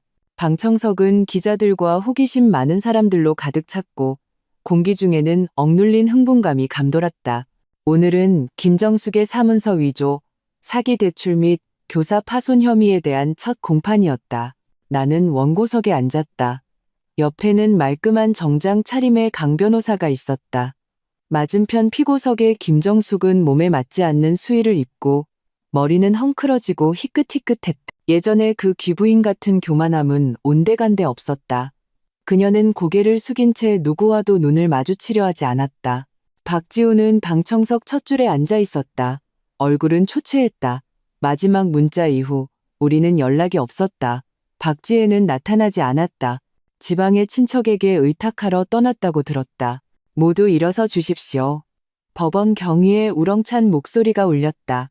판사는 엄숙한 중년 여성이었다. 그녀는 빠르게 사건 서류를 훑어본 후 개정을 선언했다. 검사가 먼저 사건의 개요를 진술하며 은행 녹화 영상, 채팅 기록, 파손된 아파트 사진 등 일련의 증거를 제시했다. 김정숙의 변호사는 그녀가 단지 순간적인 실수였다고 변호하려 했지만 판사에 의해 곧 제지당했다. 피고인은 장기간에 걸쳐 계획적으로 범죄를 저지른 혐의가 있습니다. 판사가 엄하게 말했다. 단순히 실수라는 말로 해명될 수 있는 사안이 아닙니다. 우리 측 증언 차례가 되었을 때 나는 침착하게 재산이 담보 잡힌 것을 발견하고 피임약으로 인해 불임이 될 뻔했으며 아파트가 침입당하고 파손된 전 과정을 진술했다. 진술하는 동안 나는 의식적으로 박지훈 쪽을 보지 않으려 했지만 그의 뜨거운 시선이 느껴졌다. 가장 극적인 순간은 검사가 박지훈의 전 여자친구 이나영 씨를 증인으로 소환했을 때였다. 김정숙은 그 이름을 듣고 고개를 번쩍 들었고 눈에는 공포가 스쳤다. 이나영 씨는 김정숙이 어떻게 자신을 협박하고 괴롭혀 결국 박지훈과의 관계를 포기하게 만들었는지 상세히 묘사했다. 그때 저는 너무 두려워서 떠나는 것을 선택했습니다. 이나영 씨의 목소리는 흐느꼈다. 서연우 씨가 용감하게 나서는 것을 보고 저도 더 이상 침묵하지 않기로 결심했습니다. 재판은 꼬박 하루 동안 계속되었다. 휴정 전에 판사는 증거가 명백하므로 김정숙은 최종 판결을 기다리며 계속 구속 수감될 것이라고 선언했다. 법정을 나오자 기자들이 파도처럼 몰려왔다. 플래시가 터져 눈을 뜰 수 없었다. 강 변호사가 나를 보호하며 인파를 빠르게 뚫고 나갔지만 익숙한 목소리가 나를 멈춰 세웠다. 연우야, 박지훈이 쫓아왔다. 눈에는 눈물이 그렁그렁했다. 5분만 얘기할 수 있을까? 강 변호사가 경계하며 그를 보았지만 나는 고개를 끄덕였다. 우리는 법원 옆 작은 공원으로 갔다. 초가을의 낙엽이 발밑에서 바삭거렸다. 엄마는 감옥에 가실지도 몰라. 그는 단도직입적으로 말했다. 의사 선생님은 지금 엄마의 정신 상태로는 감옥에서 돌아가실 수도 있다고 하셔. 나는 조용히 그를 바라보았다. 내가 매일 마시던 탕에 피임약이 들어있었던 거 알았어요? 그의 몸이 굳어지더니 고통스럽게 눈을 감았다. 나중에 짐작했어. 짐작했다고요? 나는 그 말을 되뇌며 터무니없는 우스움을 느꼈다. 박지훈 씨, 당신 어머니는 감옥에서 돌아가실지도 모르지만 아세요? 그분은 저를 죽일 뻔했어요. 육체적으로뿐만 아니라 정신적으로도요. 그는 아무 말도 못하고 두 손으로 머리를 감싸 쥔 채 주저앉았다. 내가 당신에게 아무것도 요구할 자격이 없다는 거 알아. 다만 뭐요? 다만 내가 당신을 향한 감정이 전부 가짜는 아니었다는 걸 알아줬으면 해. 그가 고개를 들었다. 눈에는 내가 한때 깊이 사랑했던 그 남자의 그림자가 비쳤다. 처음 당신에게 접근한 건 확실히 재산 때문이었어. 하지만 나중에는 정말로 당신을 사랑하게 됐어. 나는 고개를 저었다. 마음은 호수처럼 고요했다. 사랑은 상처를 묵인하지 않아요. 박지훈, 당신이 사랑한 건 언제나 당신 자신이었어요. 돌아설 때 그는 더 이상 나를 붙잡지 않았다. 가을바람이 그를 위해 흘리는 내 마지막 눈물을 흩날렸다. 2주 후 법원은 판결을 내렸다. 김정숙은 사문서 위조, 사기대출, 교사 파손 등 혐의가 인정되어 징역 7년을 선고받았다. 박지훈은 공범으로 징역 3년에 집행유예 4년을 선고받았다. 진성그룹은 재무 문제로 강제 파산 청산되었다. 내가 불법으로 담보 잡혔던 부동산은 모든 제한이 해제되어 온전히 내 명의로 돌아왔고 동시에 정신적 피해 보상금 2억 원을 받게 되었다. 판결 당일 박지훈은 내게 마지막 문자를 보냈다. 이 도시를 떠나려고 해. 미안하다. 그리고 마지막에 선처해줘서 고맙다. 나는 그가 김정숙의 나이와 건강 상태를 고려하여 양형을 가볍게 해달라는 의견서에 동의해 준 것을 말하는 것임을 알았다. 원래는 더 무겁게 판결될 수도 있었다. 나는 답장하지 않고 그저 이 문자와 그의 연락처를 삭제했다. 어떤 상처는 완전히 도려내야만 진정으로 아물 수 있다. 수지는 전문 청소업체를 불러 파손된 아파트를 완벽하게 정리해 주었다. 새롭게 단장된 거실에 서서 나는 심호흡하며 오랜만에 느끼는 안전함과 평온을 만끽했다. 앞으로 어쩔 생각이야? 수진이 새 소파에 기대어 물었다. 나는 주위를 둘러보며 고개를 저었다. 여기 계속 살기엔 안 좋은 기억이 너무 많아. 팔고 다른 곳에서 새로 시작할 생각이야. 혹시 유학 갈 생각은 없어? 수진이 갑자기 물었다. 네가 대학 때 계속 영국에서 깊이 공부하고 싶어 했잖아. 내 눈앞이 환해졌다. 내 말은 내 사촌 언니가 런던 대학교에서 교수로 있어. 그녀가 웃으며 말했다. 네가 관심 있으면 내가 연락해 줄 수 있어. 내 학력과 경력이면 석사 과정 지원하는 건 어렵지 않을 거야. 이 제안은 한 줄기 빛처럼 내 어두운 세계를 비추었다. 그날 밤 나는 바로 지원 서류를 정리하기 시작하며 오랫동안 접어두었던 유학의 꿈을 다시 펼쳤다. 한 달 후 아파트는 순조롭게 팔렸다. 마지막 서류에 서명하고 나는 홀로 번화한 거리를 걸으며 기묘한 가벼움을 느꼈다. 유아용품점을 지나다가 홀린 듯 안으로 들어갔다. 임신 테스트기를 하나 샀다. 지난 반년간의 진료 결과 피임약 섭취를 중단한 후 내 생식 기능은 점차 회복되고 있었다. 의사는 완전한 회복에는 더 시간이 걸릴 수 있다고 했지만 내 생리는 이미 2주나 늦어지고 있었다. 호텔 화장실에서 나는 임신 테스트기의 선명한 두 줄을 보며 손을 멈추지 않고 떨었다. 임신이라니. 이런 시점에 나와 박지훈의 마지막 관계는 기억을 더듬어 보니 그 비바람 치던 밤이었다. 박지훈이 만취해서 집에 돌아와 강제로 관계를 맺고는 쓰러져 잠들었던 날. 그날 밤 이후 얼마 지나지 않아 나는 그들의 음모를 발견했다. 나는 바닥에 주저앉았다. 머릿속이 하얘졌다. 운명이 얼마나 잔인한 장난을 치는가. 마침내 그 악몽 같은 결혼에서 벗어났는데 그 남자의 아이를 갖게 되다니. 전화기 너머의 수지는 내 설명을 듣고 오랫동안 침묵했다. 어쩔 생각이야? 나는 창밖의 밤하늘을 보며 나도 모르게 평평한 아랫배에 손을 얹었다. 나도 모르겠어. 산부인과 복도는 이상할 정도로 조용했다. 나는 초음파실 바뀐 의자에 앉아 손에 검사지를 꽉 쥐고 있었다. 지난 일주일 동안 나는 인생에서 가장 혼란스러운 날들을 보냈다. 충격과 거부에서부터 이 예기치 않은 작은 생명을 점차 받아들이기까지. 서연우님, 간호사가 고개를 내밀어 불렀다. 초음파실에서 차가운 젤이 내 복부에 발라지고 탐촉자가 부드럽게 움직였다. 화면에 흐릿한 흑백 이미지가 나타났다. 의사가 작은 점을 가리켰다. 보세요. 이게 아기 집입니다. 현재 약 6주 정도 됐네요. 나는 그 작은 흰 점을 쳐다보았다. 가슴속에서 형언할 수 없는 감정이 솟구쳤다. 이게 내 아이구나.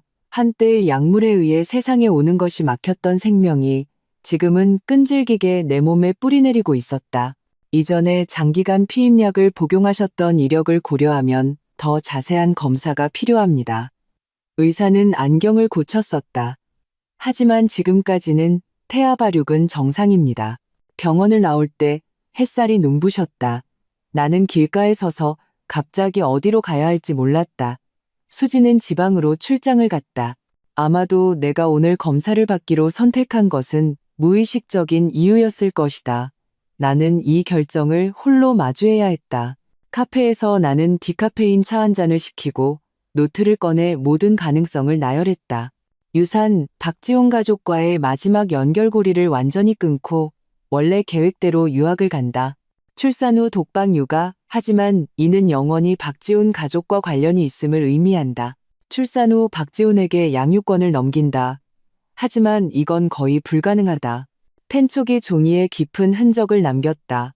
이성은 첫 번째 길을 선택해야 한다고 말했지만 초음파 화면의 그 작은 흰 점을 생각할 때마다 심장이 보이지 않는 손에 꽉 쥐어지는 것 같았다.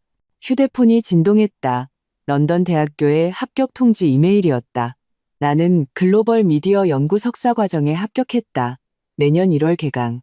이것은 내 인생 최고의 순간이어야 했지만 지금은 이렇게 복잡해졌다. 집으로 돌아와 나는 홀린 듯 이모님에게 전화를 걸었다. 그녀는 박지훈 가족과 유일하게 연락을 유지하는 사람이었다. 사모님, 그녀의 반가운 목소리가 들려왔다. 오랜만이에요. 이모님, 나는 잠시 망설였다. 박지훈 씨 가족은 요즘 어떻게 지내요? 전화기 저편에서 한숨 소리가 들렸다. 빌라는 빚 갚느라 팔렸고 김 여사님은 감옥에 계세요. 정신이 온전치 않으시다고 들었어요. 사장님은 선전으로 가서 작은 회사에서 평사원으로 일하고 계세요. 지혜 아가씨는 대만 사업가랑 결혼해서 거의 안 오고요. 박지훈 씨, 제 얘기는 안 하던가요? 처음에는 매일 사모님 얘기만 하시더니 나중에는 이모님은 말을 흐렸다. 사모님, 그건 왜 물으세요? 아니에요. 그냥 궁금해서요. 나는 서둘러 전화를 끊었다. 밤이 깊어지고 나는 발코니에 서서 도시의 불빛들을 바라보았다. 아랫배는 여전히 평평했지만 나는 그곳에서 생명이 자라고 있음을 알았다. 무고하고 나와 박지훈의 피가 섞인 작은 생명이. 다음 날 새벽 나는 꿈을 꿨다. 꿈속에서 얼굴이 보이지 않는 작은 여자아이가 내 손을 잡고 물었다. 엄마, 왜 나를 원하지 않아? 나는 놀라 깨어났고 베개 씻은 눈물로 젖어 있었다. 그날 오후 나는 강 변호사를 만났다. 임신이라고요? 그는 하마터면 커피잔을 엎을 뻔했다. 박지훈의 아이를? 이건 너무 드라마틱하잖아요. 법적인 영향에 대해 알아야겠어요. 나는 침착하게 말했다. 만약 제가 이 아이를 낳기로 결정하면 박지훈은 어떤 권리를 갖게 되죠? 강 변호사는 신속하게 전문가 모드로 들어갔다. 법에 따르면 혼외자는 혼인 중의 자녀와 동등한 권리를 가집니다. 박지훈은 생부로서 부양 의무와 면접 교섭권을 가집니다. 하지만 만약 당신이 그나 그의 가족이 아이에게 해를 끼칠 수 있음을 증명할 수 있다면 그의 권리를 제한하도록 신청할 수 있습니다. 예를 들면 그들이 제게 약을 먹여 불임을 유발했던 사실 같은 거요. 그렇습니다. 강 변호사가 고개를 끄덕였다. 거기에 형사사건 기록까지 더하면 당신이 완전한 양육권을 획득할 승산이 매우 높습니다.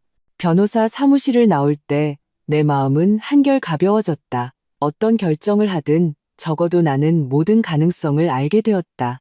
주말에 수진이 출장에서 돌아와 바로 짐가방을 끌고 우리 집으로 왔다. 문을 열자마자 그녀는 나를 꽉 껴안았다. 왜 진작 말 안 했어? 혼자서 이렇게 큰일을 짊어지고. 나는 그녀의 어깨에 기대어 마침내 통곡했다. 어떻게 해야 할지 모르겠어. 이 아이는 박지훈의 아이지만 내 아이이기도 해. 나는 그를 미워하지만 이 아이는 미워하지 않아. 수지는 내 등을 가볍게 두드렸다. 지금 당장 결정할 필요 없어. 생각할 시간은 충분해. 그 후 며칠 동안 나는 진지하게 모든 가능성을 고려하기 시작했다. 국제학교의 유치원을 방문하고 싱글맘 유학 지원 정책을 찾아보고 심지어 몰래 유아용품 웹사이트를 둘러보기도 했다. 처음 나를 두렵게 했던 그 작은 생명은 점차 실제적인 존재, 내 인생의 궤도를 바꿀 수 있는 선물로 변해가고 있었다. 임신 10주 차, 나는 사립병원에 고화질 초음파를 예약했다. 화면 속 그 작은 흰 점은 이미 작은 사람 모양으로 변해 있었다. 뚜렷한 머리, 몸, 그리고 팔다리가 있었다. 의사가 이미지를 확대하여 빠르게 뛰고 있는 그 작은 심장을 가리켰을 때 내 눈에서 눈물이 터져 나왔다. 아주 건강한 아가네요. 의사가 웃으며 말했다. 보세요. 손도 흔들고 있네요. 그 순간 모든 망설임과 두려움이 연기처럼 사라졌다. 나는 화면을 가만히 쓰다듬으며 결정을 내렸다. 앞길이 아무리 험난해도 나는 이 아이를 원해. 집에 돌아온 후 나는 수진과 강 변호사에게 단체 메시지를 보냈다. 아이를 낳기로 결정했어. 혼자 키울 준비를 할 거야. 런던 대학에 입학 허가는 내년 9월로 연기할 거야. 먼저 한국에서 아기를 낳고. 수진이 바로 답장했다. 네가 어떤 결정을 하든 난 지지해. 데모 자리는 내가 찜했어. 강 변호사의 답장은 더 실용적이었다. 알겠습니다. 박지훈이 당신의 삶을 방해할 수 없도록 관련 법률 서류를 준비하겠습니다. 박지훈 본인에게는 내가 먼저 알리지 않기로 결정했다.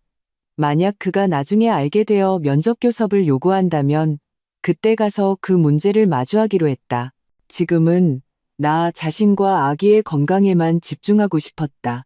임신 기간은 빠르게 지나갔다.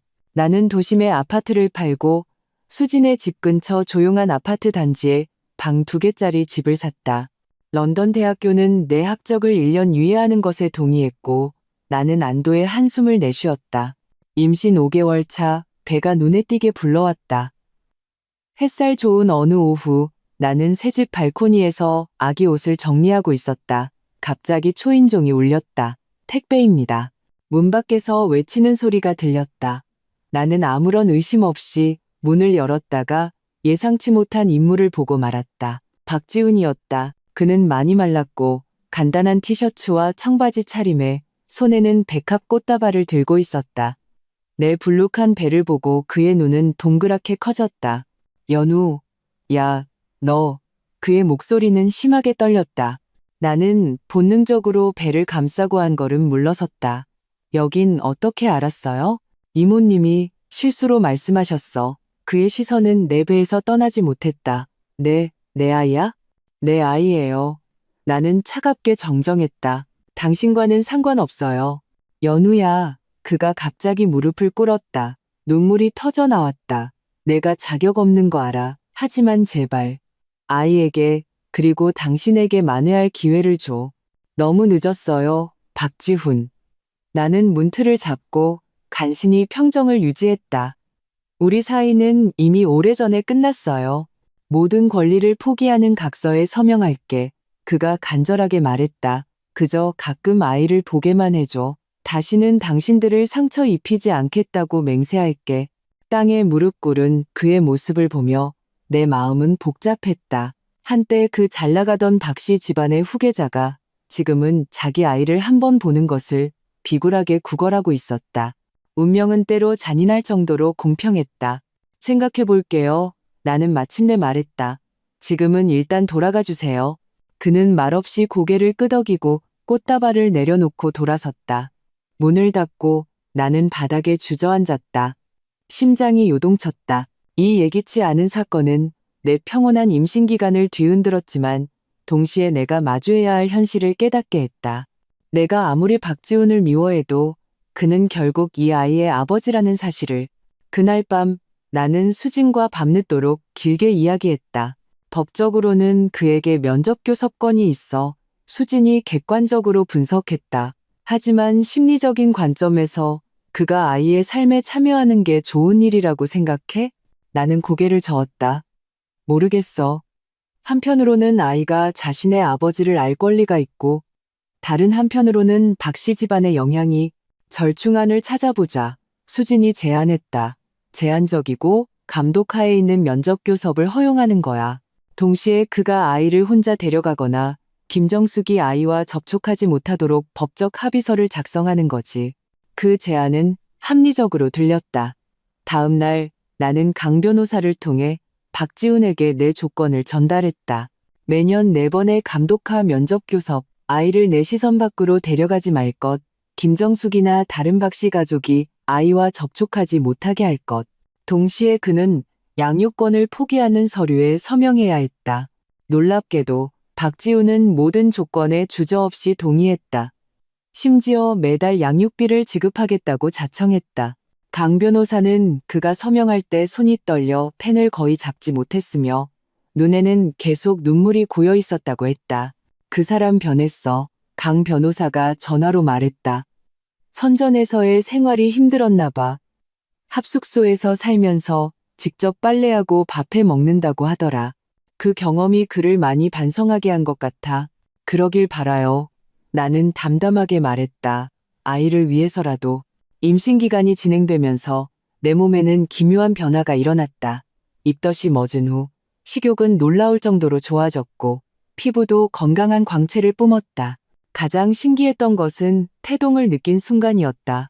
작은 나비 한 마리가 뱃속에서 가볍게 날갯짓하는 것 같았다. 새로운 생명이 튼튼하게 자라고 있음을 상기시켜 주었다. 임신 8개월 차 나는 교도소에서 온 편지 한 통을 받았다. 망설이다가 결국 뜯었다. 편지는 김정숙이 쓴 것이었다. 글씨는 삐뚤빼뚤했고 예전에 그 거만한 귀부인과는 딴판이었다. 연우야, 네가 나를 용서할 이유가 없다는 것을 안다. 하지만 사과해야겠다. 교도소에서의 시간은 내가 많은 것을 생각하게 했다. 나의 탐욕과 통제욕이 아들의 행복을 망쳤고 무고한 너를 상처 입혔다. 네가 지훈이 아이를 가졌다고 들었다.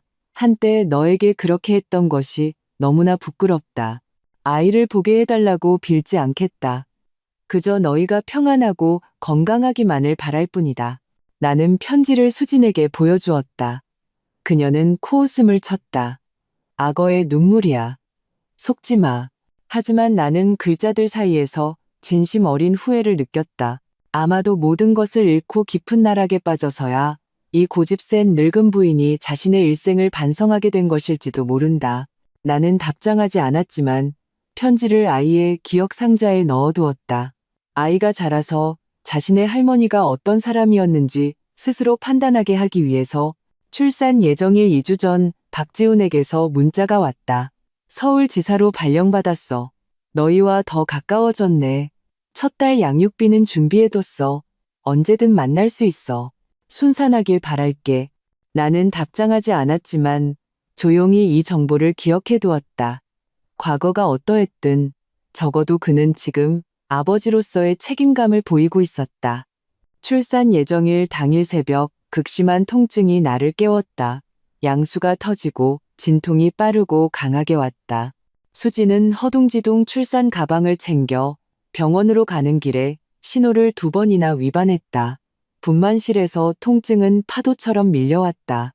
나는 침대 난간을 꽉 잡고 호흡법에 따라 조절했지만 가장 극심한 진통이 올 때는 비명을 지르지 않을 수 없었다. 머리 보여요. 의사가 격려했다. 한 번만 더 힘주세요. 나는 이를 악물고 온 힘을 다해 아래로 밀었다. 찢어지는 듯한 고통 끝에 우렁찬 울음소리가 분만실을 가득 채웠다. 건강한 여자아이입니다. 간호사가 앙앙우는 아기를 내 앞에 들어 보였다. 그 붉은 얼굴을 보자 모든 고통이 비할 데 없는 기쁨으로 변했다. 나는 떨리는 손으로 이 따뜻한 작은 생명을 받아들었다. 눈물이 시야를 흐렸다. 이게 내 딸이구나. 내가 온 힘을 다해 지켜낸 작은 사람. 내 미래의 삶의 모든 의미. 이름은 뭐라고 지으실 거예요? 간호사가 웃으며 물었다. 나는 딸의 부드러운 뺨을 가만히 쓰다듬었다. 서원, 박서원, 둥글원, 웬, 자요? 수지는 옆에서 울다가 웃다가 했다. 세상에 온 걸 환영해, 서원아. 넌 세상에서 가장 용감한 엄마를 가졌어. 출산 이틀 후 나는 서원이가 잠든 사진을 찍어 망설이다가 박지훈에게 보냈다. 박서원 여아 3.2kg 건강함 100일 지나고 보러 와도 돼. 그의 답장은 거의 즉각적이었다. 고마워. 정말 예쁘다. 너처럼 꼭 갈게. 휴대폰을 내려놓고 나는 창밖의 밝은 햇살을 보았다. 속임수와 상처로 시작된 이 관계는 마침내 이 순결한 작은 생명으로 마침표를 찍었다. 미래의 길은 아직 길다. 하지만 지금 잠든 딸을 안고 나는 전례 없는 평온과 만족감을 느꼈다. 5년 후 히드로 공항. 엄마, 저기 큰 비행기. 서원이가 내 손을 끌며 창밖을 가리키고 신나게 폴짝거렸다. 귀여운 파란색 원피스를 입고 양갈래로 머리를 묶은 모습이 꼭 동화 속에서 나온 작은 요정 같았다. 응, 우리 딸. 저게 우리가 탈 비행기야. 나는 쭈그려 앉아 서원이의 옷깃을 정리해 주었다. 한국 가서 외할머니 외할아버지 보는 거 신나? 신나. 서원이가 우렁차게 대답했다. 이내 목소리를 낮추며 물었다. 엄마, 아빠가 정말 공항에 마중 나올까? 나는 고개를 끄덕였다. 응, 약속하셨어. 딸의 기대에 찬 작은 얼굴을 보며 나는 당시에 박지훈이 서원이의 삶에 제한적으로 남아 참여하게 한 결정을 다행으로 여겼다. 지난 5년간 그는 약속을 철저히 지켰다. 분기별로 한 번씩 서원이를 방문했고 절대 선을 넘지 않았다. 양육비도 꼬박꼬박 지급했다. 덕돌서, 이쪽이야. 익숙한 목소리가 들렸다. 수진이 팔을 흔들며 우리에게 달려왔다. 그 뒤에는 금발의 키 큰 남자, 내 남편이자 런던 대학교 동료인 마크가 서 있었다. 서원이가 말하는 마크 아빠였다. 데모, 서원이는 내 손을 뿌리치고 수진에게 달려갔다. 아이고, 우리 공주님, 수진은 서원이를 번쩍 안아 한 바퀴 돌렸다. 데모가 얼마나 보고 싶었다고. 마크가 내 짐을 받아들고 내 이마에 입을 맞췄다. 여행 준비 완료 서 박사님. 나는 웃으며 고개를 저었다. 결혼한 지 2년이 지났지만 마크는 여전히 영국인 특유의 격식과 유머를 유지하며 나를 박사라고 부르길 좋아했다. 정작 자신은 정교수면서 말이다. 탑승 수속은 순조로웠다. 서원이는 처음 타는 장거리 비행에 모든 것이 신기한 듯했다. 비행기가 활주로를 박차고 하늘로 솟아오를 때 서원이의 작은 손은 나와 마크의 손가락을 꽉 쥐었다. 무서우면서도 신나는 모양이었다. 긴장돼? 마크가 낮은 목소리로 물었다. 5년 만에 처음 가는 한국이잖아. 나는 창밖의 구름바다를 보며 가볍게 고개를 저었다. 아니, 이번엔 달라. 정말 달랐다. 5년 전 나는 부서진 마음과 뱃속의 딸을 안고 한국을 떠나 영국으로 유학을 갔다. 이제 나는 세계적으로 저명한 미디어 학자라는 타이틀, 행복한 재혼가정, 그리고 건강하고 즐거운 딸과 함께 돌아왔다. 한때의 상처는 이미 아물었고 남은 것은 소중한 교훈과 힘뿐이었다. 비행기가 인천국제공항에 착륙했을 때 서원이는 이미 내 품에서 잠들어 있었다. 짐을 밀고 세관을 나오자 나는 입국장에서 기다리고 있는 박지훈을 한눈에 알아보았다. 그는 간편한 흰색 셔츠와 청바지 차림이었고 5년 전보다 더 말랐지만 정신은 좋아 보였다. 연우야, 그가 조용히 인사를 건넸다. 시선은 곧바로 서원이에게 향했다. 이렇게나 컸구나. 아빠. 서원이가 갑자기 깨어나 눈을 비비며 박지훈님을 확인하고는 즉시 두 팔을 벌려 안아달라고 했다. 박지훈은 감격한 듯 딸을 받아 안았다. 눈에는 눈물이 반짝였다. 서원이가 아빠 기억하는구나. 기억해. 서원이가 진지하게 고개를 끄덕였다. 아빠가 지난번에 판다 인형 사줬잖아. 그들 부녀의 따뜻한 모습을 보며 마크는 예의 바르게 옆에 서서 미소 지었고 수지는 새끼를 보호하는 어미닭처럼 경계하며 박지훈을 쳐다보고 있었다. 이쪽은 박지훈이 마크를 보았다. 제 남편, 마크 윌리엄스예요. 나는 평온하게 소개했다. 마크, 이쪽은 박지훈 씨, 서원이의 생부예요. 두 남자는 악수를 나누었다. 장면은 의외로 조화로웠다. 박지훈은 심지어 서툰 영어로 Nice to meet you라고 말했다. 주차장으로 가는 길에 박지훈이 갑자기 말했다. 어머니는 작년에 돌아가셨어. 교도소 병원에서 연락이 왔는데 편안하게 가셨다고 하더라. 나는 잠시 멈칫했다.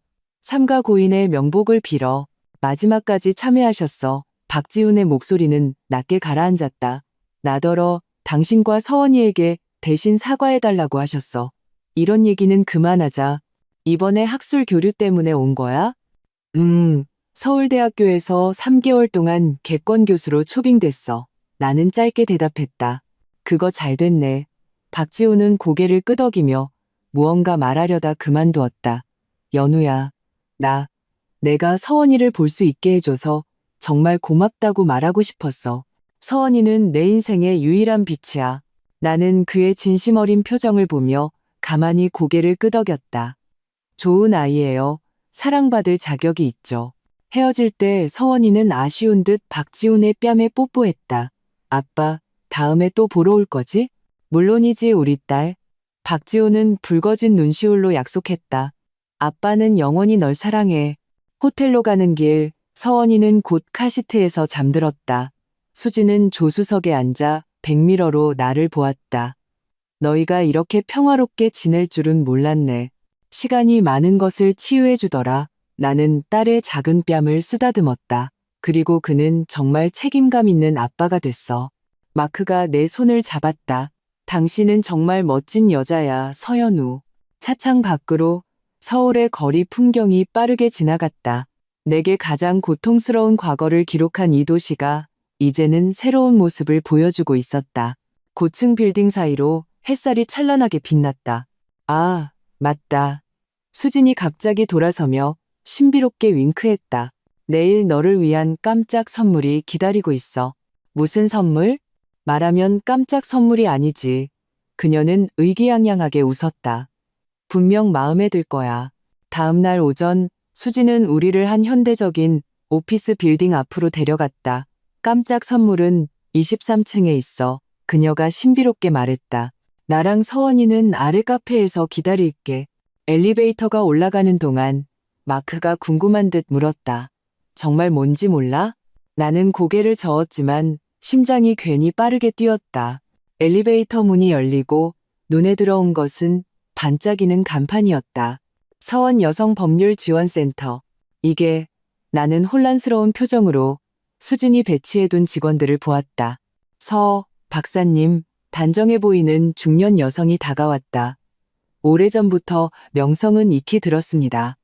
저는 센터 책임자 이나영입니다.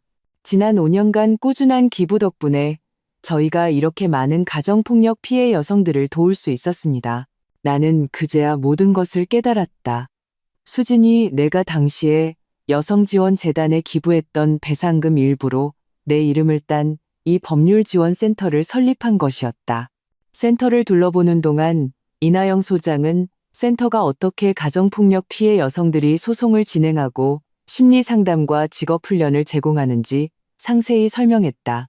벽에 걸린 성공 사례들 속에서 많은 여성들이 새로운 삶을 찾고 웃는 모습을 보며 내 눈시울이 뜨거워졌다. 여기는 저희 명예의 전당입니다. 이나영 소장은 우리를 특별한 전시벽으로 안내했다. 그 위에는 모든 특별 기부자들의 이름이 적혀 있었다.